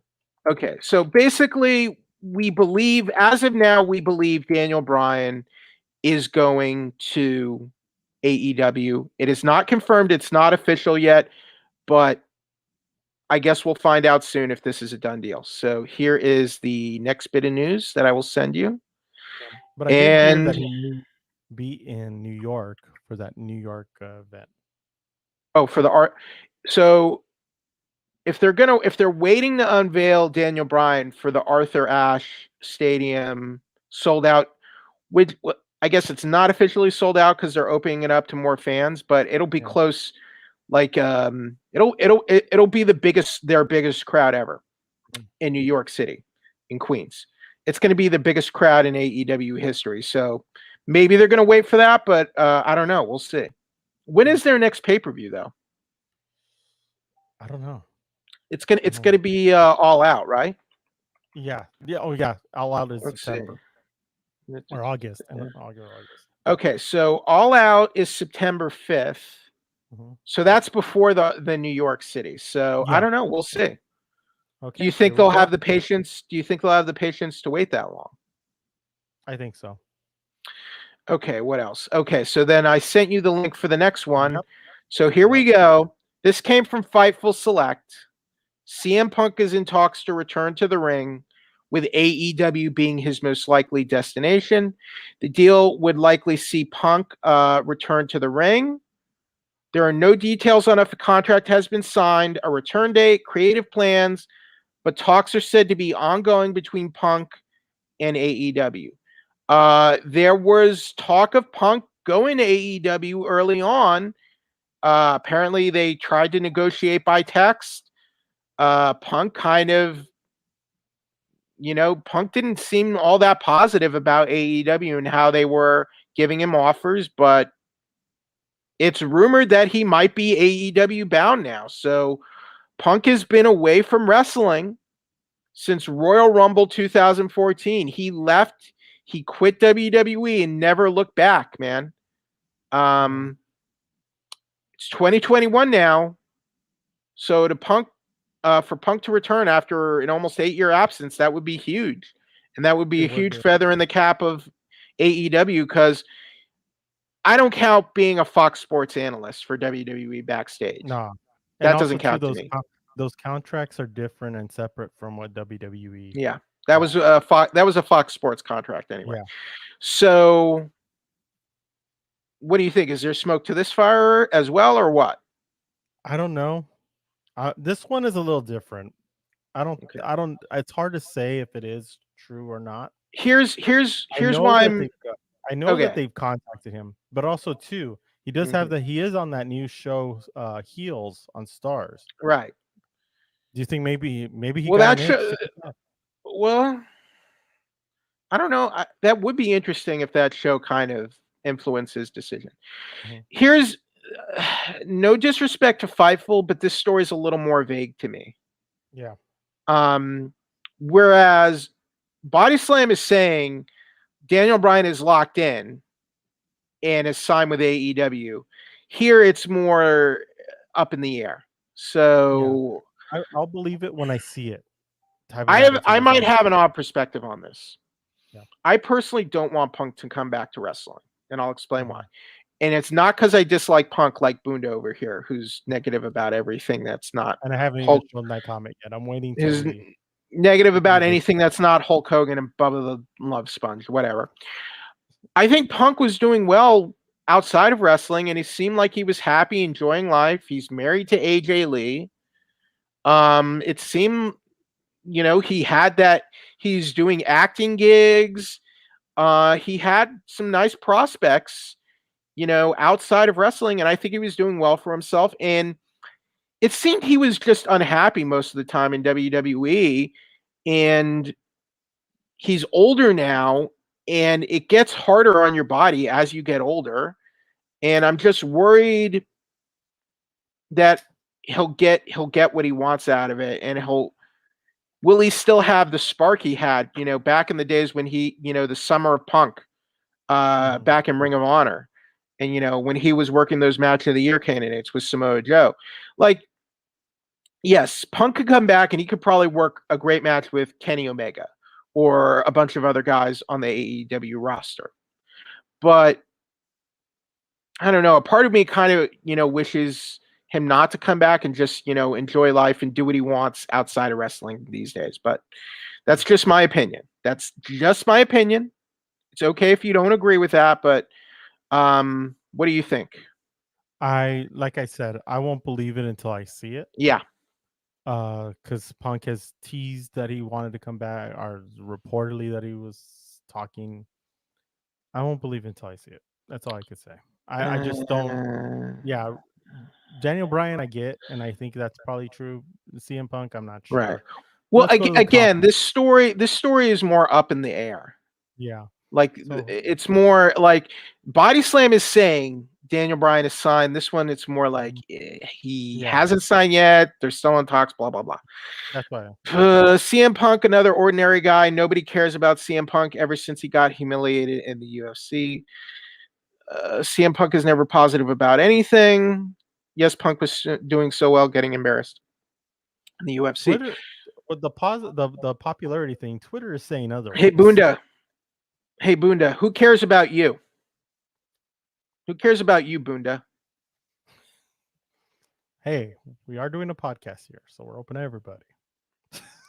Well, I mean, we're talking about CM Punk right now. You're talking about CM Punk, Bunda. So no one cares about the guy? Come on. It's stupid. It's childish. It's childish for you to say that. And you're being a child. Okay, so what? So look, here, Bunda, it's 2021, and people are still talking about a guy who hasn't wrestled since January 2014. A guy who hasn't wrestled in basically 8 years. So what do you think?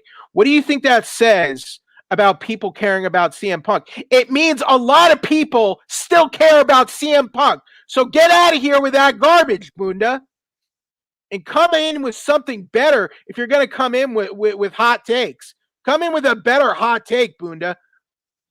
Ye gods. I'm sorry, Mike, but Bunda gets me steamed up. Fine. That's perfectly fine. Perfectly fine.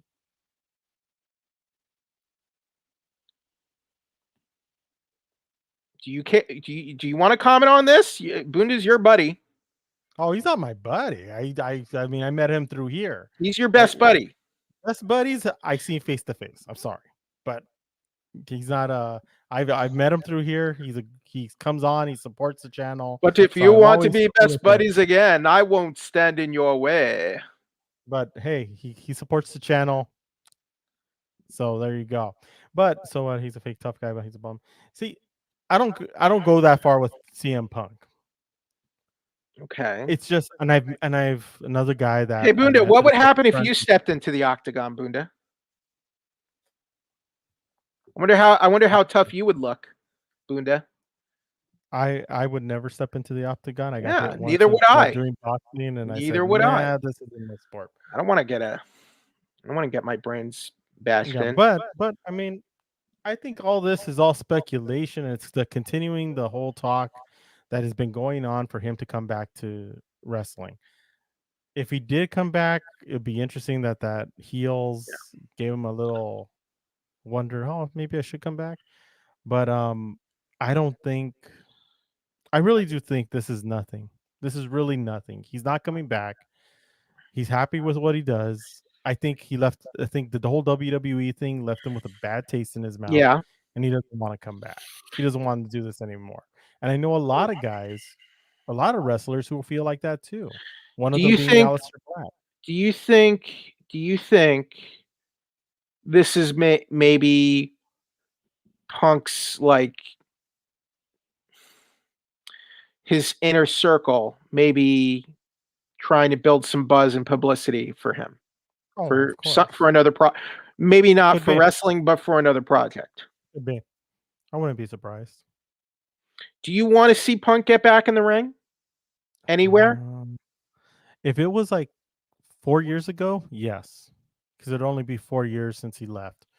Now, nah, I don't think so. Because I mean, you got so many, especially with AEW. You got friggin' the Lucha Brothers, Orange Cassidy, friggin' Pac is there, Andrade, AEW has enough Aleister people. Black. AEW Yeah. has a lot of people they got to book, Exactly. and then throw in Daniel Bryan in there. Now CM Punk, like it's a lot. It would be a lot to deal with, and Punk is 42 right now. He's not a spring chicken anymore. You know, he kind of got into WWE at the right time, and honestly, I think he left at the right time too. To be frank, Yeah. So we'll see. We'll see what happens. This news on Punk is not confirmed, so we don't know what's going on, but we shall see. Now, the other bit. Okay, so The Rock. Here we go. I've been waiting to talk about this one.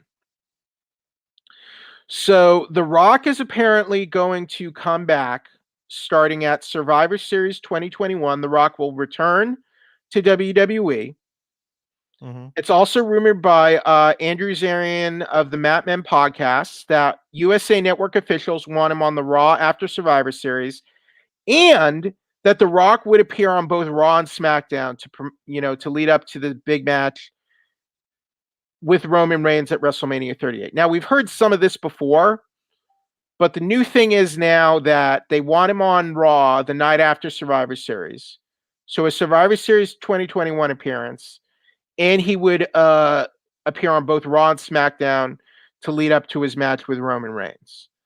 Do you think the Rock will do this match with Reigns, and do you think this is what they're building toward next year? Yeah. I have a feeling that's what they're doing, and that's what the build-up is.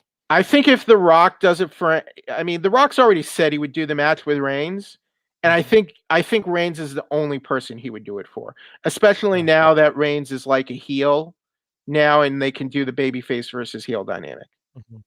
Yeah. And they're family, so you have the whole head of the table, tribal chief, blah blah blah.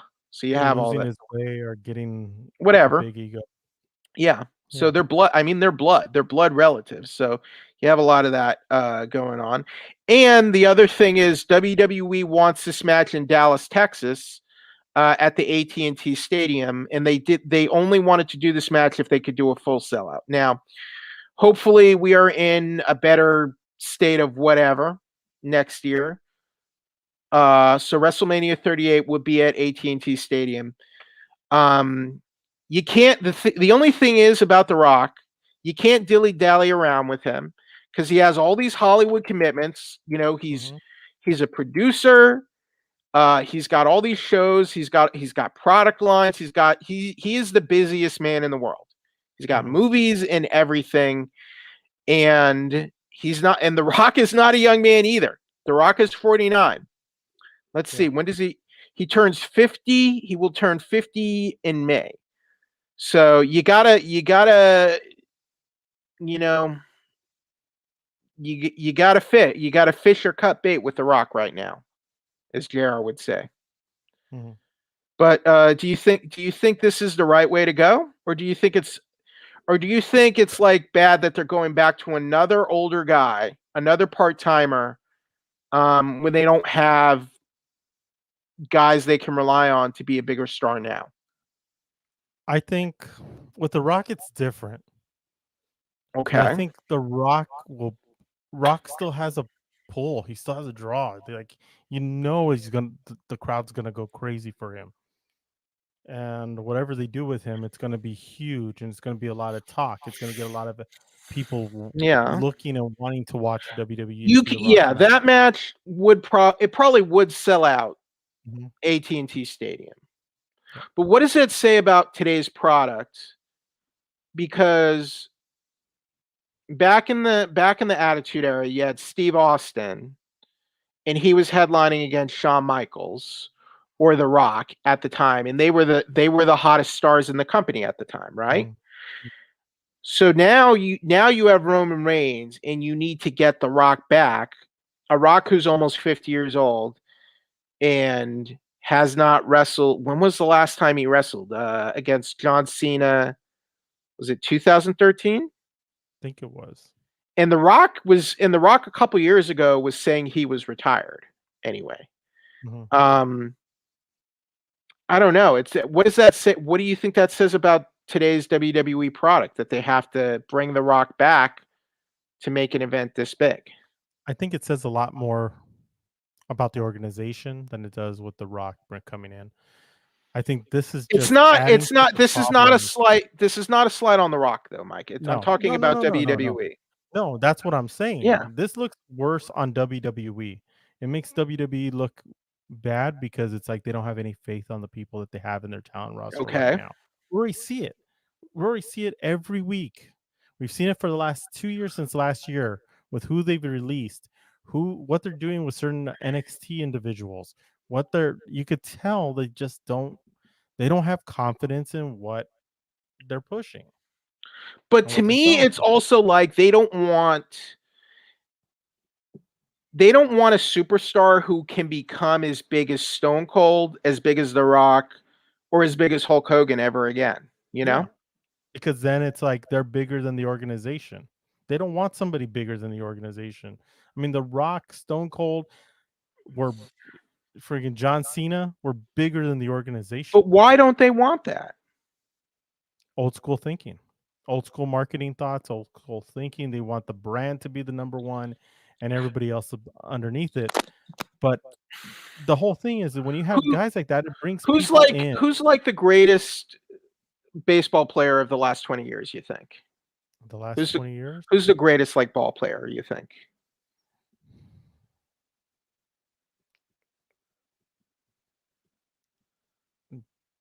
Shoot. I was going to say Derek Jeter's pretty good. Okay, Derek Jeter. If you could get Derek Jeter, if you were in a position where you're the team and you suddenly have Derek Jeter on your team, and Derek Jeter in his prime, and Derek Jeter is going on a run, don't you want that? Well, yeah. And you can afford and let's say you can afford Derek Jeter. Don't you want? Why not? Like, why not? Why not? You know? Exactly. I mean, I love Mike Trout, and I would love to use Mike Trout, but the only thing with Mike Trout is the fact that he's on a team that I don't think he's gonna leave the Angels eventually, and he's gonna go to another team and win a championship there. Okay. And that's why I would love to use Mike Trout, but I think Derek Jeter I would use more because he has the championships underneath his belt. Okay, but if you're the Chicago Bulls and you have Michael Jordan, yeah, and Jordan became even bigger than the sport, don't you think? Yes, he transcended the sport of basketball. You would agree with that, right? Yep, I would agree. And you're the team that employs Michael Jordan. Should it really bother you? Is it really bad if you're the Chicago Bulls and Jordan becomes bigger than the team and bigger than basketball? Is that really a bad thing? It did. It bothered Michelangelo, who was he the Bulls owner? He was the Bulls general manager at the time. Okay. And what happened? But Jordan was pretty loyal to the Bulls for most of his basketball career, right? Other than I think the last season he played for a different team, right? Did he play for the Wizards? Played for the Washington Wizards. Yeah. Yeah. But for the rest of that time, he was always on the Bulls, wasn't he? Yeah. I think. I want to say. Yeah. So what is wrong? But let's take it further. The NBA. If you're the NBA, is it bad that Jordan becomes bigger than the sport and you have Jordan? I don't think it is. I don't think that's a bad thing. It is wrong. And the NBA loved it. Yeah, if you're the very proud. NBA, you should love that you have a star as big as Jordan playing in the NBA, right? Don't you think? No, I agree. So And he I was don't very know. proud with the general manager. So I don't know why. So Angelo I don't Green. know why. I don't get the WWE mindset that you Mhm. don't want someone to become bigger than wrestling, bigger than WWE, bigger than ever. You know, I don't get that mindset. Because not every, and here's why. Maybe they leave and maybe they go to Hollywood or whatever. But not every. I mean, wrestling itself is finite. You can't wrestle forever. You gotta. I mean, you gotta move on, and because it's it's tough on your body, and you can't. I mean, the fact that Cena's been able to do it this long with as many injuries as he's had, with his neck injuries, it's pretty miraculous. So Yeah, I have to answer this one. yeah, This one I got. they do. I don't He's think cool. LeBron. They do. Yeah. He's called LeBron. I don't think LeBron James is there yet. Because I don't think where Jordan was for the league and looking after the league and the growth of the league, Yeah. I think LeBron James is in for himself. He's LeBron looking to James grow is he's a superstar though. Yeah, he is a superstar, but I don't think he really cares what the league does or anything like that. I think it's all about him, and it's about his growth and what outcomes But LeBron has 4 NBA titles now. with how many teams. Let's see. So Miami Heat, the Lakers, Cleveland. and Cleveland. Yeah. So there you go. I still don't think he's up there, like to the point where Michael Jordan was yet. Well, why does the amount of teams? Why is that a mark against him? It's not even just that. It's the fact that he just comes off as it's about him. It's Okay. about LeBron. It's about LeBron and what. Well, not everyone can be as good as Hakeem Olajuwon and be a Hey, team we're not player. talking about Hakeem Olajuwon. I'm talking like Michael Jordan Okay. status here. Okay. Well, I'm just saying. Not everyone can be as good of a team player and sportsman as Hakeem Olajuwon was. Is all I'm saying. The Mount Rushmore of NBA. Yes, Larry and Bird, Hakeem Jordan, Magic Hakeem Olajuwon would belong on the Mount Rushmore because unlike all those other guys, he put the team above himself. He put the team above himself. And you want to know what else? Hakeem Olajuwon, when he got his MVP award, he brought the whole team out to share in the award. Who else has done that? I can't think of any other NBA player who this is not my award. I'm not here without my teammates. And he brought his whole team out to hold up the trophy and the award. I've never known another NBA player who has done that. Because Hakeem Olajuwon was a team player and he put the team above himself. Now I love Bunda. Now I love Bunda. If that was true, damn it, Bunda. If that was true, what was Bunda, it? It would have played out differently, but it didn't. Bunda, my hate for you is now thinly layered with respect. The hate is still there, but now there's some slight respect. Or I guess maybe not respect, but we found some common ground, I suppose. Mm-hmm. But the hate persists. Because if you go 1990, that was the Detroit Pistons, I believe, who was in that year. Yeah. And the Pistons would just beat everybody up. Okay. So that's why I say, like, I don't think that back then in the 90s, the hump for the Bulls was the Pistons. Okay. That was their hump. And I don't think if you could put Houston against Detroit during that time, since it is 1990, Houston would have got the bucket. Well, Houston had to deal with the Knicks, Ewing, and Pat Riley. Mm-hmm. So there you go. Yeah. And Shaquille O'Neal in the Orlando Magic. Yeah. Okay, so let's see here. So let's go to AEW. Let's go to AEW. Moving right along. So Chris Jericho beat Shawn Spears to continue the labors of Jericho. And then MJF unveiled Jericho's next labor or opponent, which will be the hardcore brawler Nick Gage, who made his AEW debut last night, and so it'll be Jericho versus Nick Gage of all things. I did not expect this. I did not expect that either, but it was a good play on MJF's part. It makes him look like even a bigger a-hole. And he's selling this. I gotta give MJF a lot of kudos. Yeah. Because he's really doing a good job in playing a heel. And to the point he's willing even to bring Nick Cage. They're just like, dude, this guy is working this gimmick so well. Who else is he gonna bring in? That's what I'm scared to see. Who else is he going to dig up for if this series continues? Exactly. Another debut we had last night was Chavo Guerrero Jr. Yep.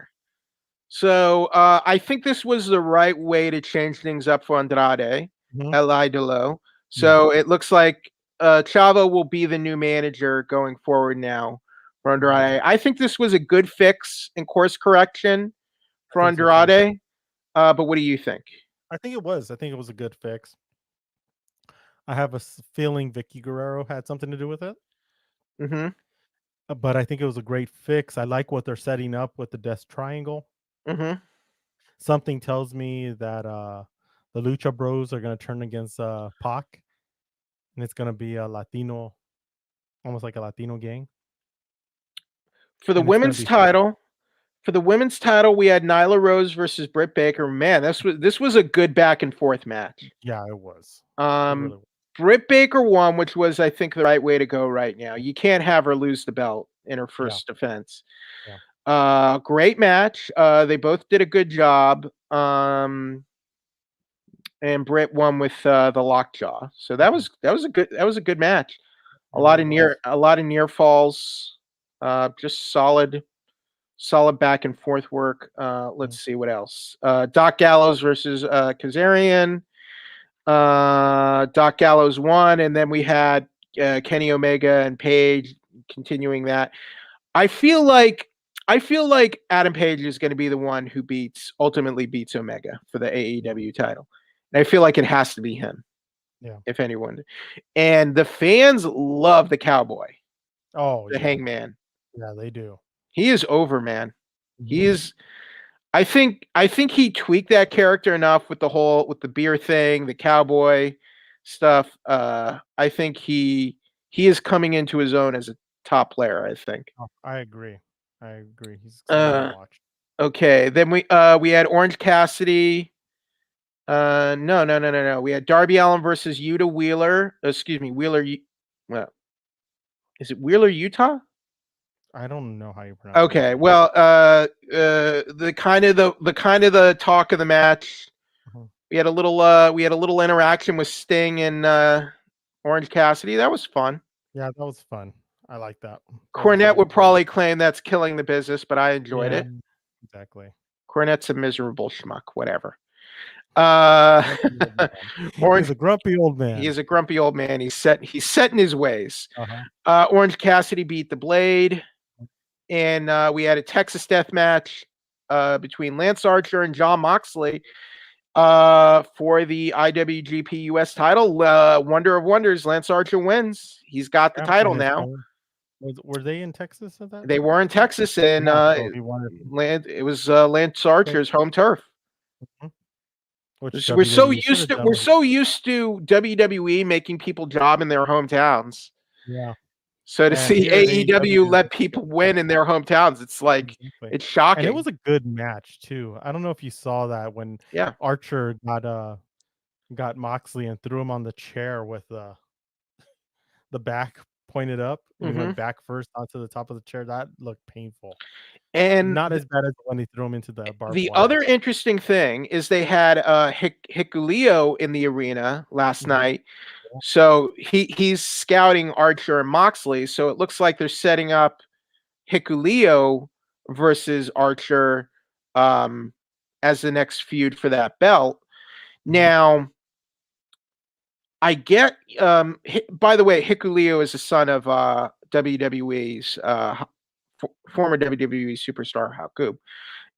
And he's Tama Tonga and Tongaloa's brother. So I think it's good they're setting up this match, and I don't know if that match is going to happen on like New Japan Strong or AEW, but I think it's good that they're giving New Japan guys something to do and guys to wrestle, even if it's in AEW. Oh, I agree with you. I think it's good, and it gets people. I think the wrestling fan already knows what the Bullet Club is by this time. But I think for people who don't, it gets them excited to see what the Bullet Club is or what they've heard about it. But yeah, good on Jon Moxley giving Lance Archer that moment and Yeah. To me, that just shows. I mean, but I mean, Jon Moxley's a madman, and I feel like Jon has never been a selfish worker. Yeah. I've never felt like Jon I have to be. What's the saying goes for Hulk Hogan? That doesn't work for me, brother. I've never felt like Jon Moxley's like that doesn't work for me, brother. Kind of dude. Unless it's stupid Vince McMahon booking. Yeah, but there is one thing towards the end of the show where you see Moxley trying to get up. Yeah. And you see the barbed wire stuck to his skin and just pulling his skin while he's trying to get up. So I guess that wasn't gimmicked barbed wire, huh? Yeah, I don't think so. Okay, so lastly, any other big takeaways from Dynamite for you? No, that's it. Okay, so now we have the rating. We got the ratings in. This is courtesy of Brandon Thurston for WrestleNomics, and we're nearly done, folks. It's been a longer show tonight, but there's a lot. There was a lot to unpack in the last week, So we have Dynamite did 1.148 million viewers. The rating was 0.44 in the key demo. So last week, Dynamite did 1.025 million viewers. This week they did 1.148. So the viewership is going up. Ratings also up. And here's the other big deal. The average rating for last night's Dynamite was higher than the final rating from Monday Night Raw last week. Not this week, last week. So in terms of the key demo, Raw is not that far ahead of AEW Dynamite right now. And now we have this inkling AEW might be getting Daniel Bryan. Maybe they're getting CM Punk, or maybe not, but maybe they're getting Daniel Bryan. And is this bad news for WWE? It is. I think if this continues with WWE, it doesn't look good for them. They're going to have to stop doing what they're doing, and with Karrion Kross or Keith Lee or anybody they're bringing up from NXT, and they're going to have to start playing a new game, not what they've been doing, because AEW is ready to. You could tell they're not playing anymore. Here's my next question: is this a real war? Is this even a real war? No, it's not a real war until. It isn't a real war until two sides are into it, and I don't think they're each doing their own separate thing. I think the fans are trying to make it into a war, but the companies are not. If AEW signs Daniel Bryan and CM Punk, is that a declaration of war? No. Okay. No, I think it just shows that it helps build up this whole thing that people are not very happy with working with WWE. Things from the past are still happening now. But is it a war? No, the fans are going to make it a war. Okay. But no, it's not a war. So both sides think it is. Should WWE be worried that the ratings, if not for Cena in the live fans, and which are recent developments, they topped Raw's rating last week. Should that be a point of? Should that be a point they should be worried about? I think it's a concern. Okay, but I don't think they really care. I think they're at the point where they think that nobody could touch them. Okay, I'm seriously thinking that, because some of the things that they do, it's almost like there's no consequence. Okay. Interestingly enough, but what do you think of these numbers for AEW this week? Which I'm not people, shocked. It was a good show. I saw a lot of haters on AEW on Twitter. They don't really know what to say right now, and they're just saying dumber and dumber garbage. I But agree. do you think this is going to continue for AEW, or do you think it'll be like up and down? I think it'll be up and down for now, Mm-hmm. but after All In and the New York show, that's when things are going to start getting hot. I think it's going to help AEW that they'll have these big shows coming up. Like maybe like when they go back to Daly's Place in Jacksonville, like that show might not do as big as the Fyter Fests, but I think when they go to New York, that'll be a big show for them, and they'll have up and down kind of moments like this. But this is still a good positive sign for them, because what they also had last night, Darby Allin is one of their top stars, and Darby Allin was strongly figured into the Fyter Fest shows, with the coffin match and everything. And we have Andrade, and Andrade will be a top face going forward. Miro has totally been reinvigorated in AEW, and he's totally like reinvented himself and been reborn as a top star there. So there's a lot of positive things for them going forward. Plus, we have the whole angle with Omega and Hangman, and we have the top heel in wrestling with MJF and all that. So there's a lot that AEW can push forth. Like, we have our own guys, and then we have these guys that WWE never used right either. So Yeah. And Tony Khan has already said there's more surprises to come. So who knows what's in we'll see. Oh, and they also have Malachi Black, and we have that to look forward to. Now let's see what's going on with SmackDown tomorrow. So we have the Bianca Belair Carmella rematch. John Cena will be on tomorrow, so we know that. Want to see anything else for SmackDown?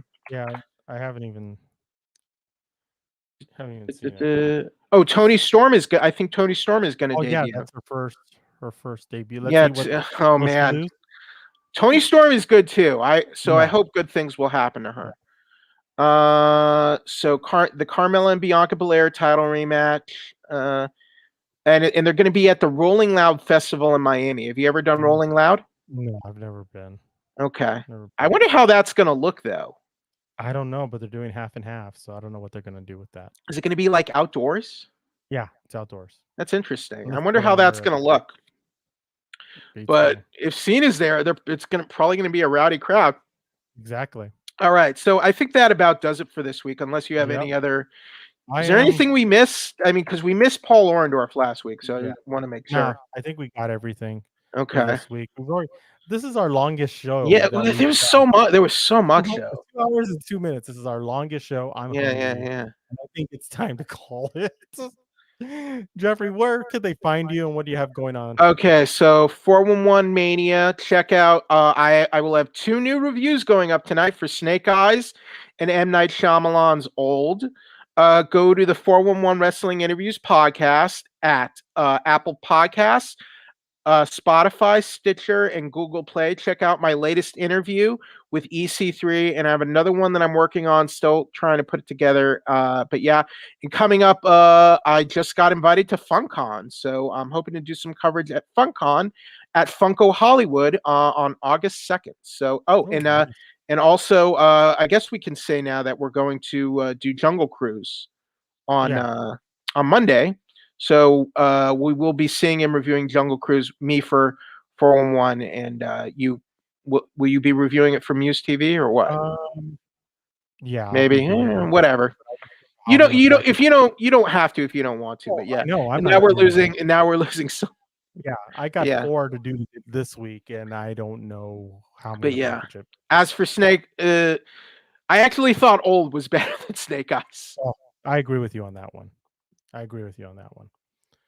But yeah, so with me, you know where to find me here on MUSE TV. We have a big announcement next Friday, so stay tuned to everything because we're gonna make our largest announcement yet, and this really does determine the future of Muse.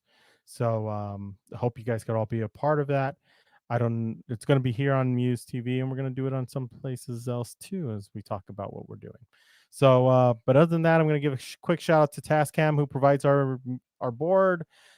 Shout out to 401 Media. Shout out to Jeffrey. Shout out to everybody who supports us. Bundas 713, because he comes on, even though he aggravates Jeffrey and sometimes he aggravates me. But hey, thank you for coming on, being a part of this, making this fun. And we'll see you next week on This Week in Pro Wrestling. We're out.